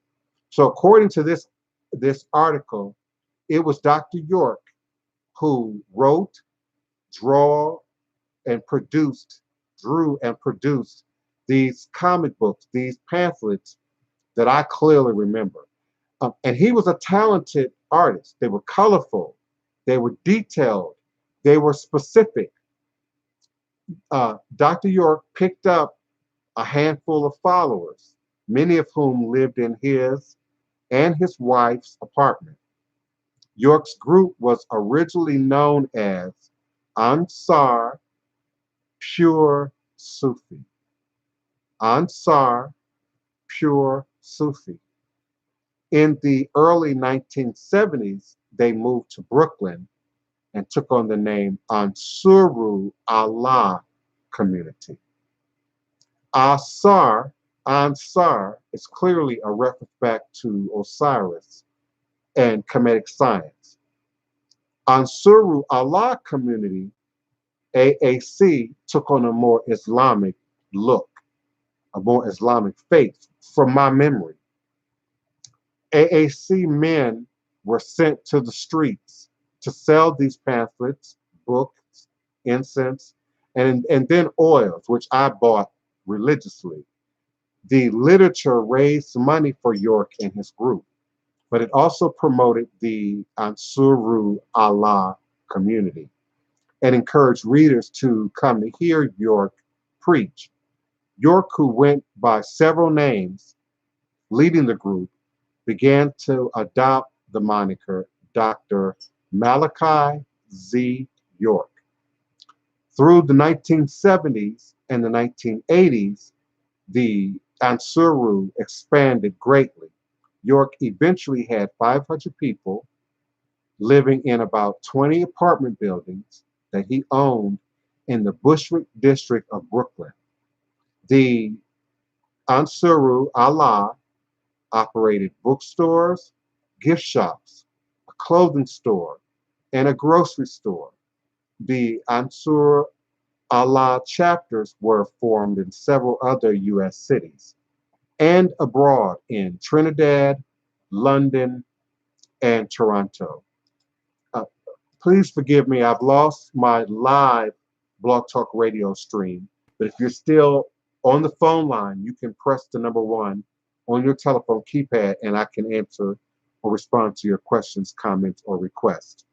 Um, Queen Beloved, who's in the chat room in Blog Talk Radio, if you have a question, comment, or request, do type it in all capital letters and I'll respond to you, as well as my live YouTube listeners. If you have a question, comment, or request, please type it in all capital letters so that I can see it and then distinguish it from the rest of the greetings and communications in the group.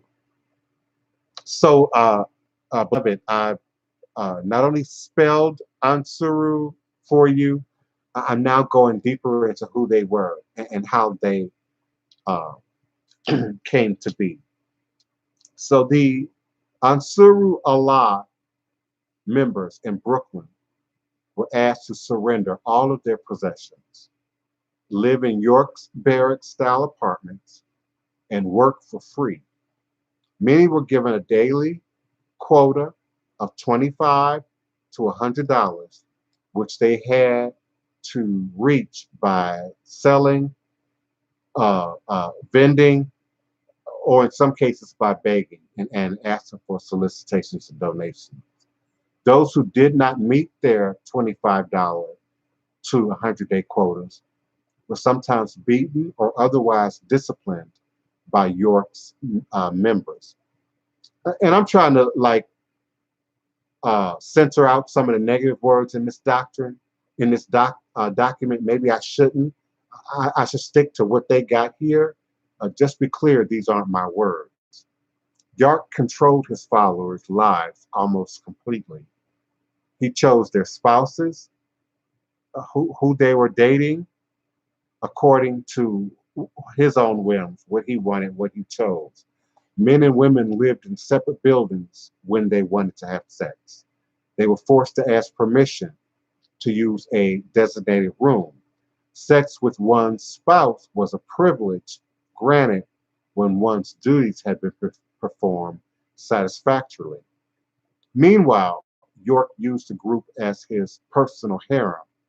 He was effectively able to have sex with any woman in the group.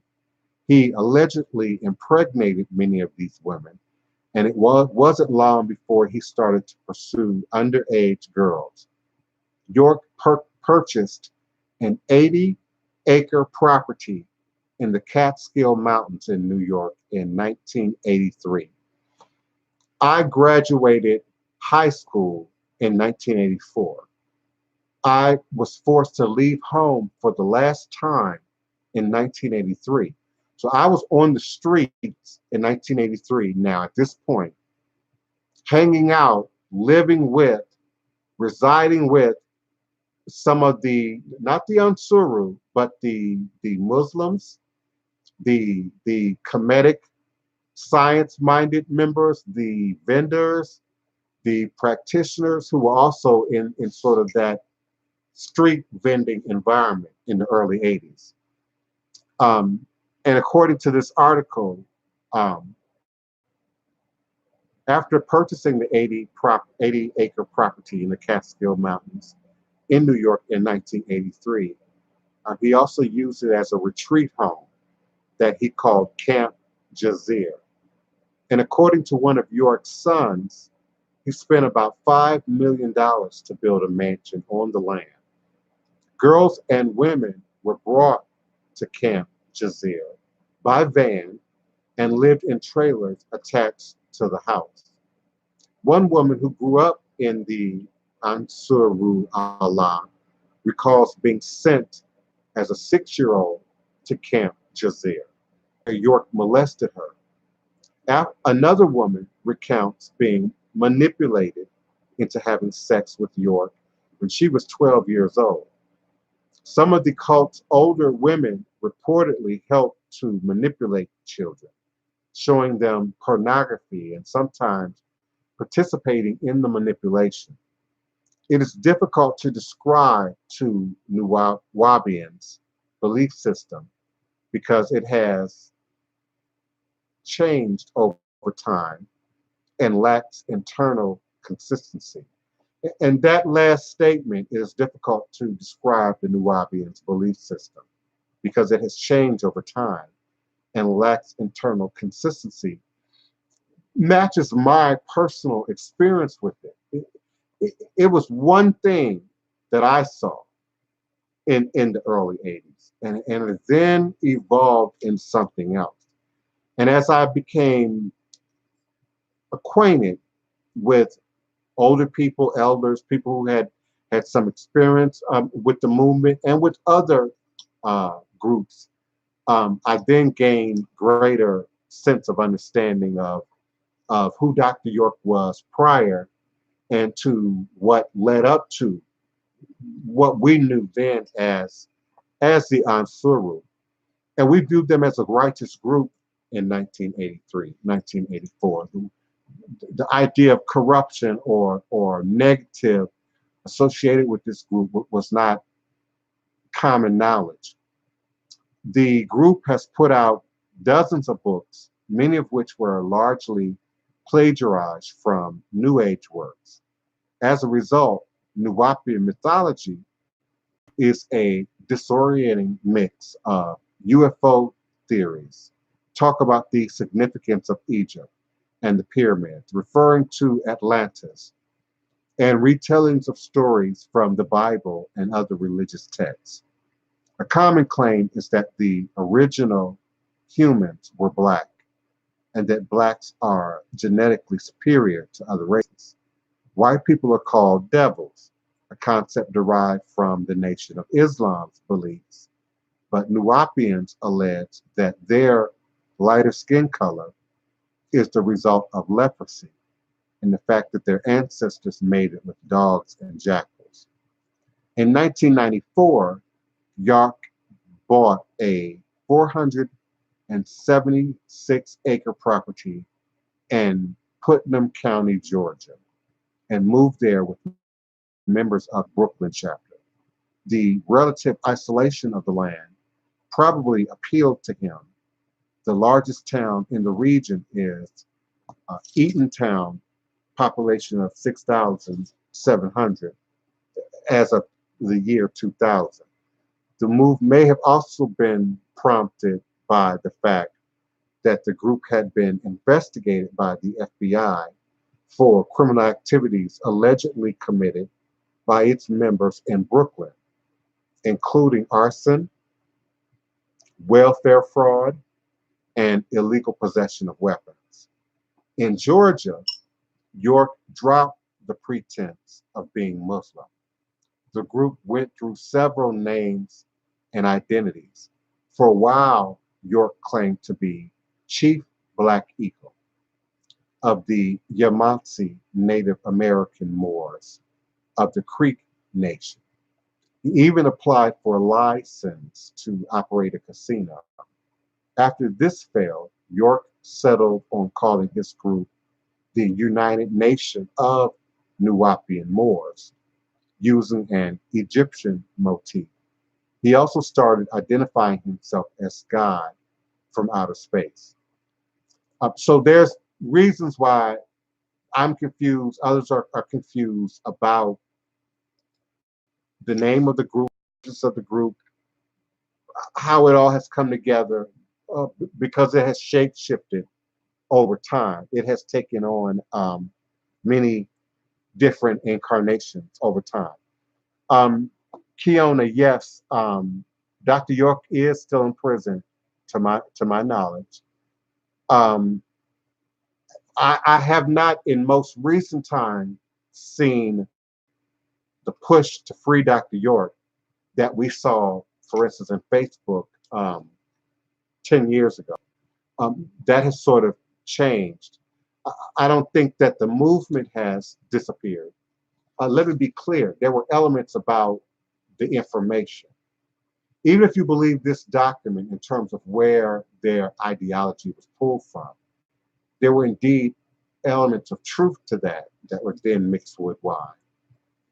I believe and support the idea that somehow Dr. York had some sort of advanced alien knowledge, if not technology, available to him. Um, how did he get all his money? Where does all this money come from? Beyond just vending, and sort of the Ansuru doing what they did on the street. Um, where does that power and that knowledge come from?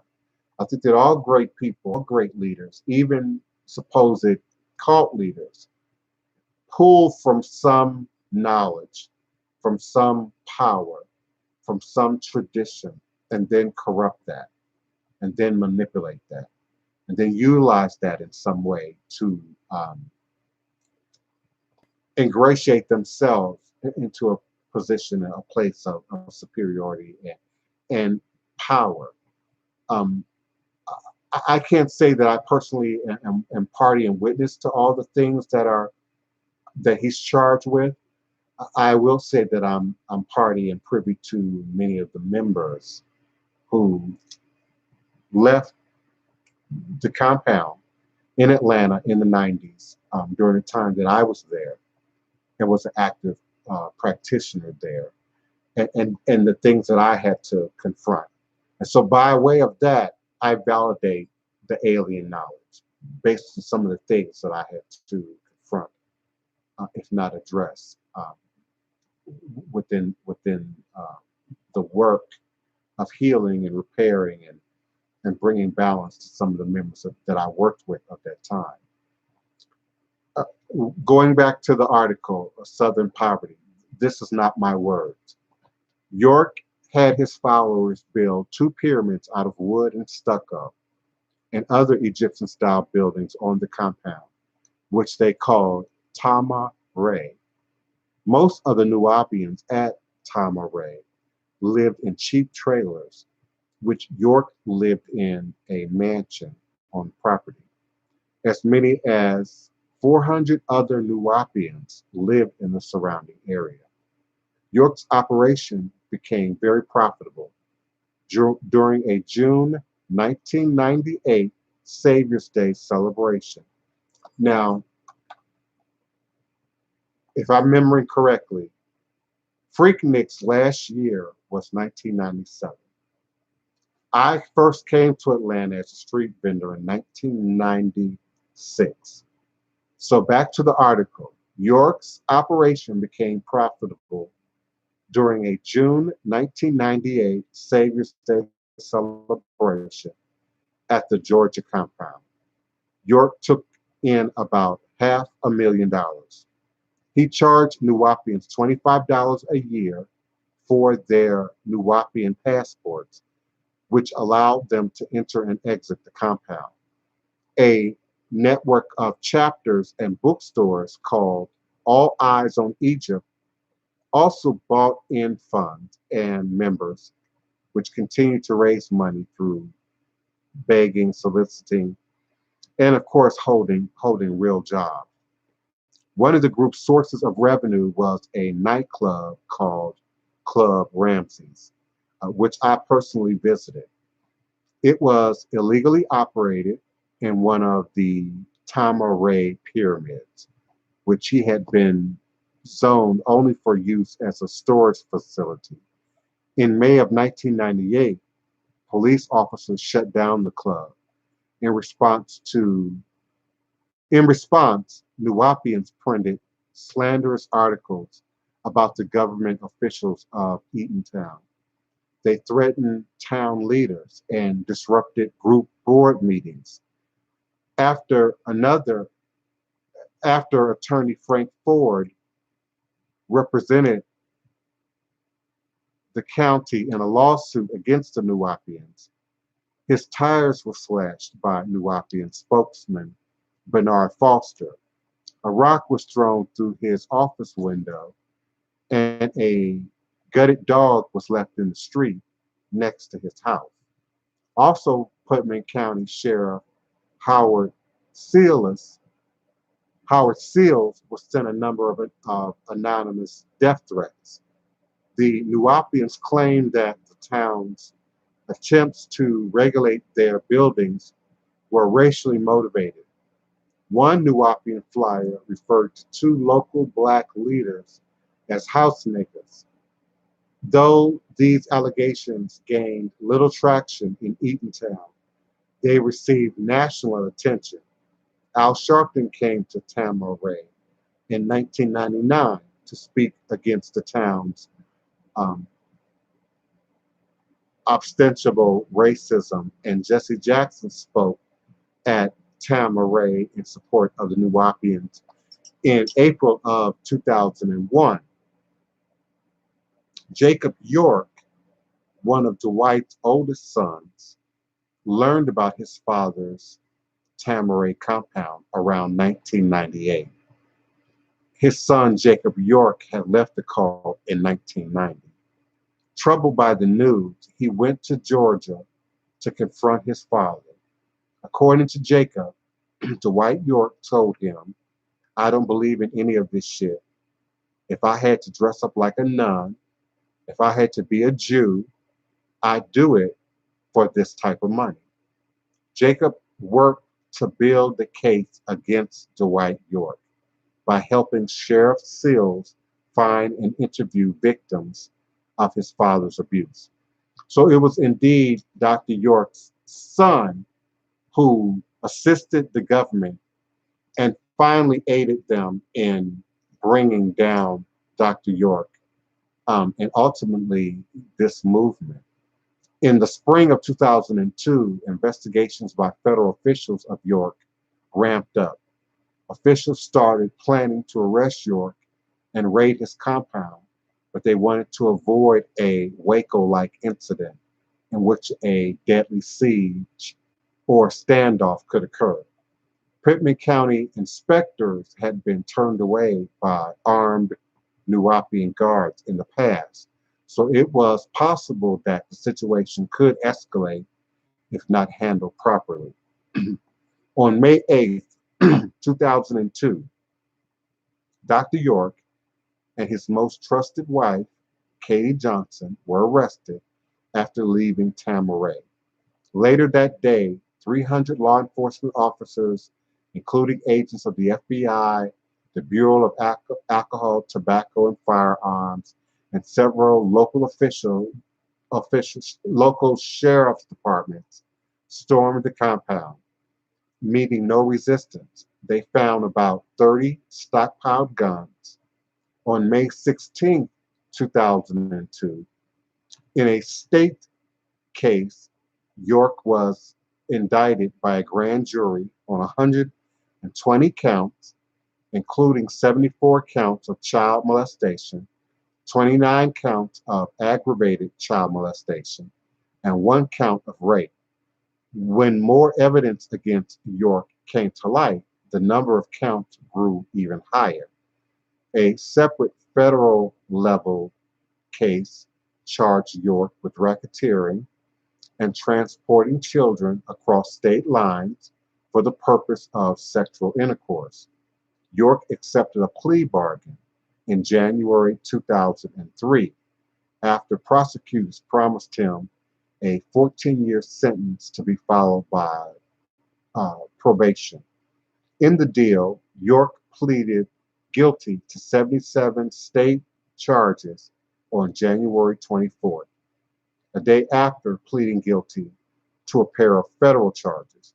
The state charges include 40 counts of aggravated child molestation, 30 counts of child molestation, 2 counts of influencing witnesses, and 1 count of child exploitation.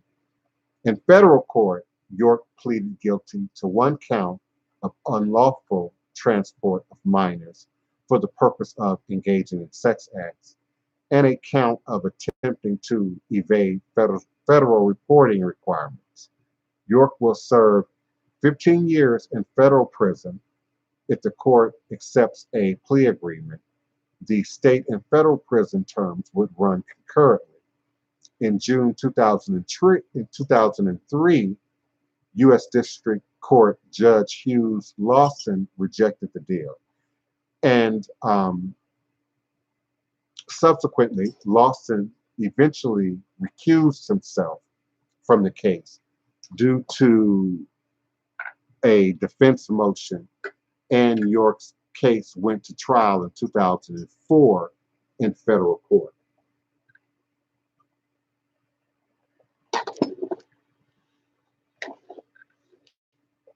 Dr. York was ultimately sentenced to 135 years in prison on the state charges.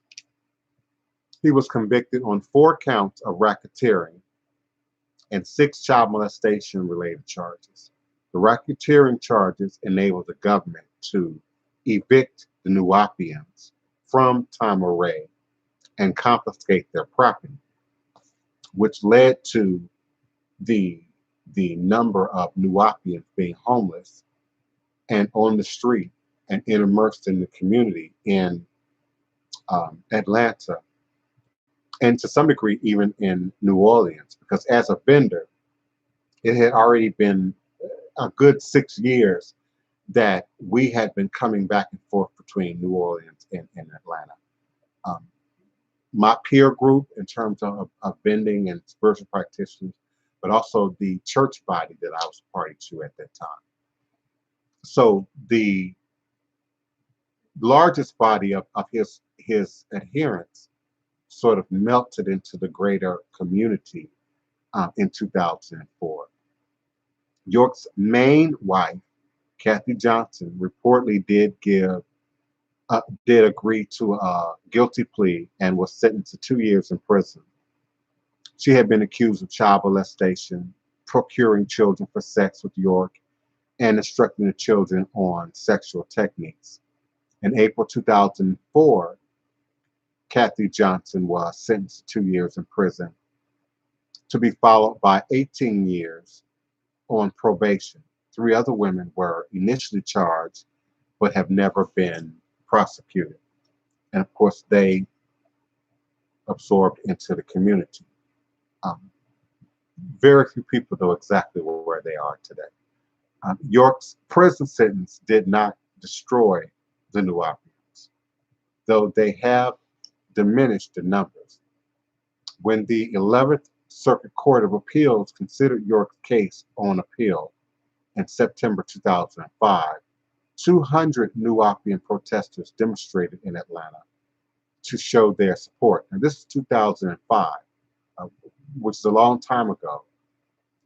That October, the court upheld York's conviction.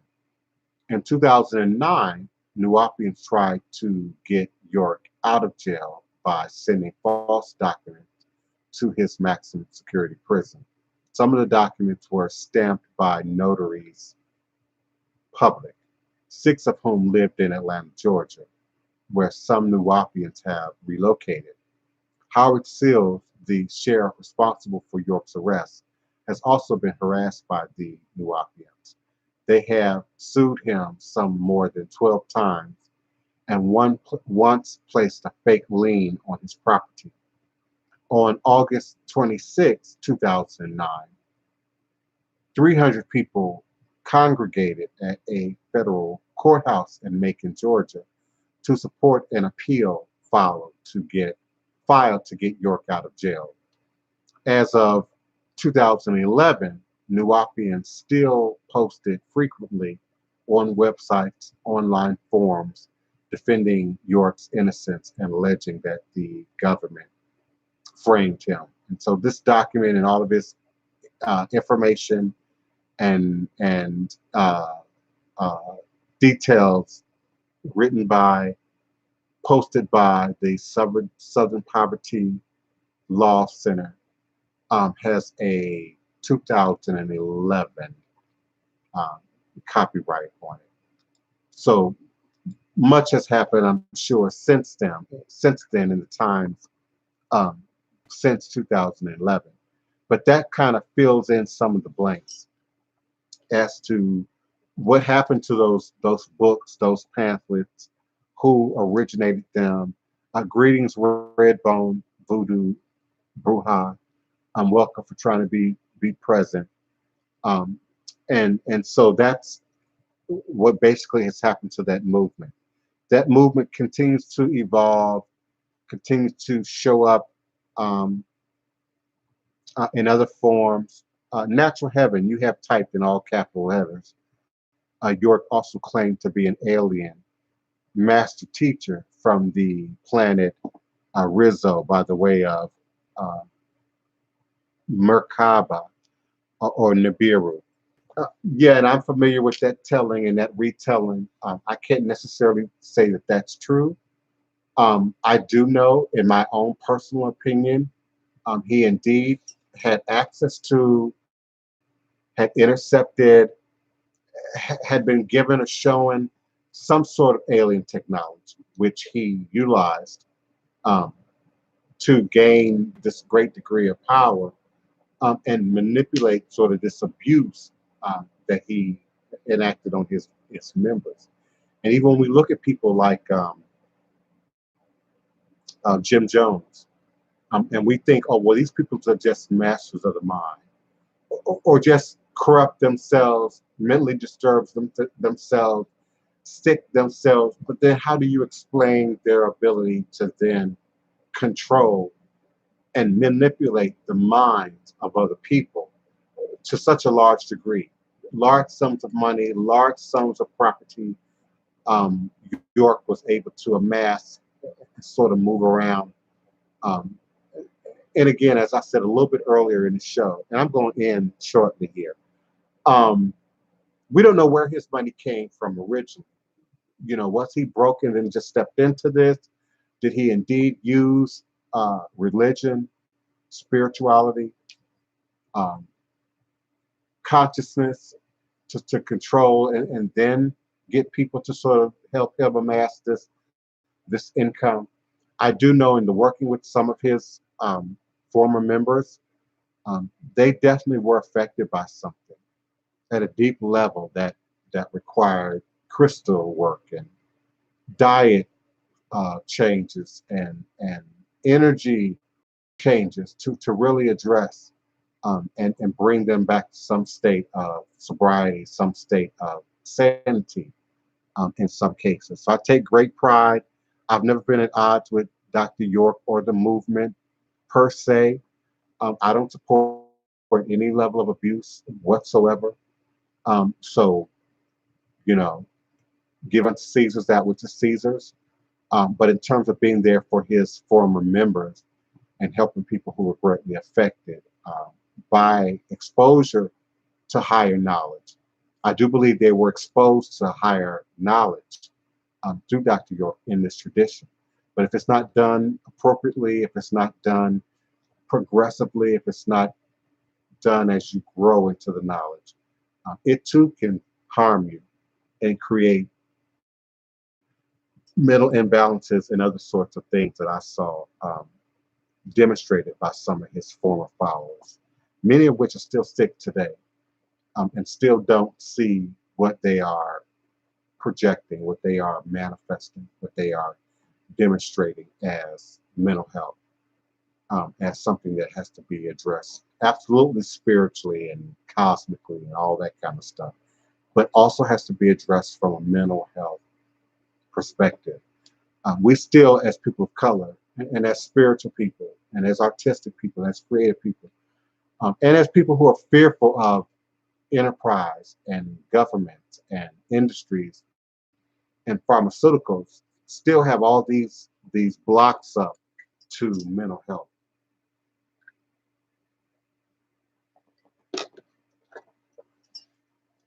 Particularly on a day like this, particularly in a season like this, particularly in a time like this, there are too many ways for mental health triggers to be pushed, to be kicked, to be punched in. Too many mental health triggers. And the symptoms can also be masked behind other things that we use every day to mask our ability to feel and connect with life on life terms. So that would be religion, food, drugs and alcohol, spending, gambling, shopping, uh, video games, whatever you as an individual use. And we all have some kind of crutch. We all have some kind of vice. We all have something that we sort of lean on or utilize to lessen the realities of dealing with life on life's terms. But what I'm experiencing, what I'm sharing from my experience, was something deeper than that. There was definitely some alien level, evolved level technology that these people have been exposed to that needed to be addressed and bringing them back to some reasonable sense of consciousness. So just imagine, going on a bad drug trip, which I've never done, uh, but going on a bad drug trip of some sort and not being able to get back or not being able to connect your realities or being shown the Ark of the Covenant or the light of God, of some truth, and have it not burn your eyes, but sear through your body and every level of your nervous system, and now show up as some sort of mental health, they're not steady maybe, or they're uber paranoid maybe, or they're now OCD in a way that's beyond OCD. They're super conscious about frequency and waves and all sorts of stuff that extend beyond just what I've seen in my half a century or more of life, in just mental health. So I don't even know how we got here, but I'm grateful for you all still being present and listening and participating. Thank you, Kiona, for coming back and assisting me in the chat and assisting me and keeping some order to what's going on. A few people have come and gone in my blog talk radio chat, and I'm grateful for your presence as well. If you have questions or comments, do type them in all capital letters. I'll be more than happy to respond. However, I am about to end the show 2:35 this December 25th, 2019. I hope your day is going as you would. Quiet if you desire quiet, full of activity if you desire activity. I hope that everyone has what they need, literally and figuratively. I hope everyone has what they desire right now in this most present divine moment in time space. Know that what you need, what you want, what you desire, what is for you is coming. It's coming to you right now. It's already written. It's divinely innate and inherent. Release the moment. Release what is temporary. What release what presents the illusion of not working for you, not being for you, not showing up for you, not being present for you in this moment in time space, and focus on the now. But more importantly, set your sights on the future. Set your sights on the blessings that are coming. Set your sights on the blessings of tomorrow. Set your sight on the fruitfulness, the abundantness of the crops, of the seeds that you've already planted that are now coming to fruit as we move forward into 2020. I'm grateful for each and every one of you. I'm humbled and honored by each and every one of you, your presence, your love, your light, your consistency, your showing up in the middle of your day, even on a Christmas day, to be a part of this audience, to be a part of this sacred space. I can't find the word to express to you what that means to me. And know that I'm here for you. This is emblematic and symbolic of my being present for you and with you to do the work. 24 hours a day, 7 days a week. I had a client, suggest that difficulty, challenges, sometimes a little rudeness, and I'm still there. And I'm still there because I know that my clients are under duress. I know the people that come to me have needs. And sometimes my program, how I work, how I operate, don't appear to make sense to you on the surface. It don't look like what others done. It doesn't look like what others do. It doesn't look like what you think might be the answer. For indeed, what you think might be the answer indeed for you in your space. But then when you come to me and you ask me and my ancestors and my connection to the gods and the goddesses and spirits to intervene, to help you to address your circumstance, your situation, your block, your complication, allow spirit to speak. Allow spirit to come through. Be willing to take a breath. Be willing to step back and allow the ancestors, allow God to show you something new, to show you something different, to show you something unique. All is truly and indeed a blessing if you can just see beyond the veils, for this is all just an illusion. This is all just a test and one of the greatest divine mysteries of this life cycle.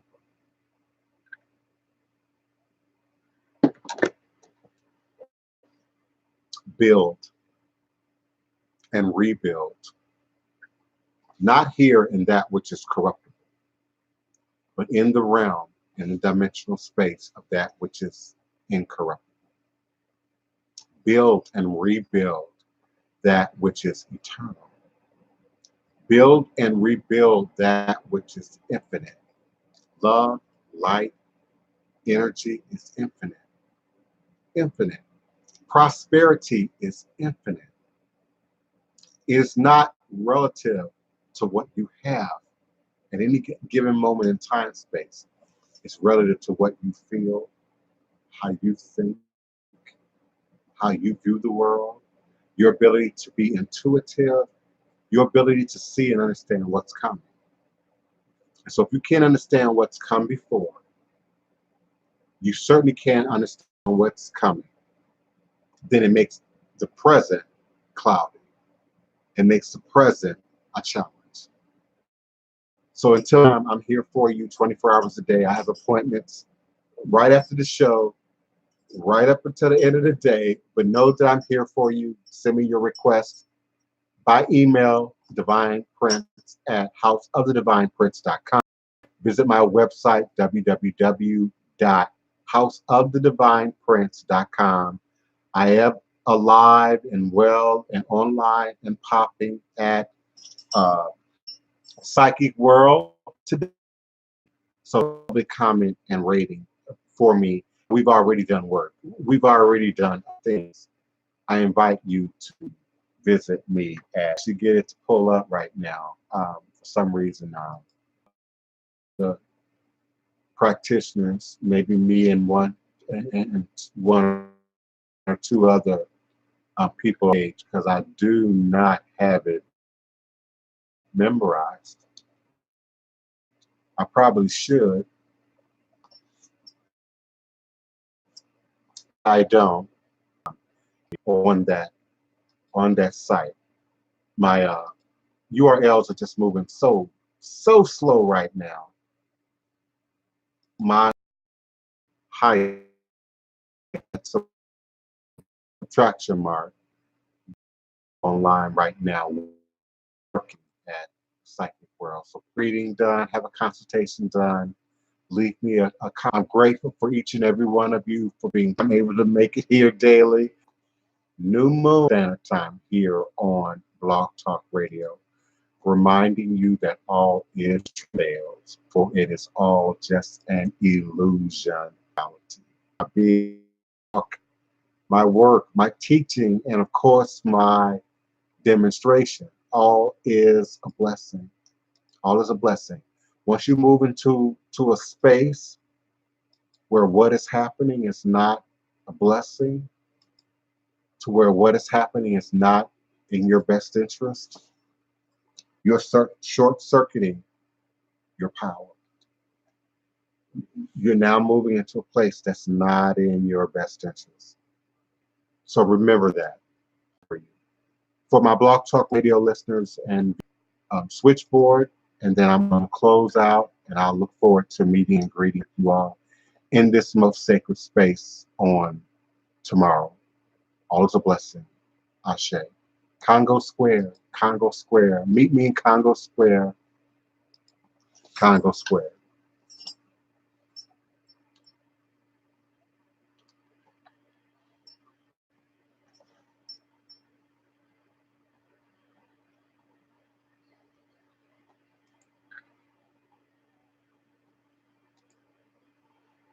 All is a blessing. Respect the voodoo. All is a blessing. Respect the voodoo. Ashe, Ashe. Respect the voodoo. Wealth and prosperity, healing, wholeness, it's already in your house. Just open your hands. Just open your hands.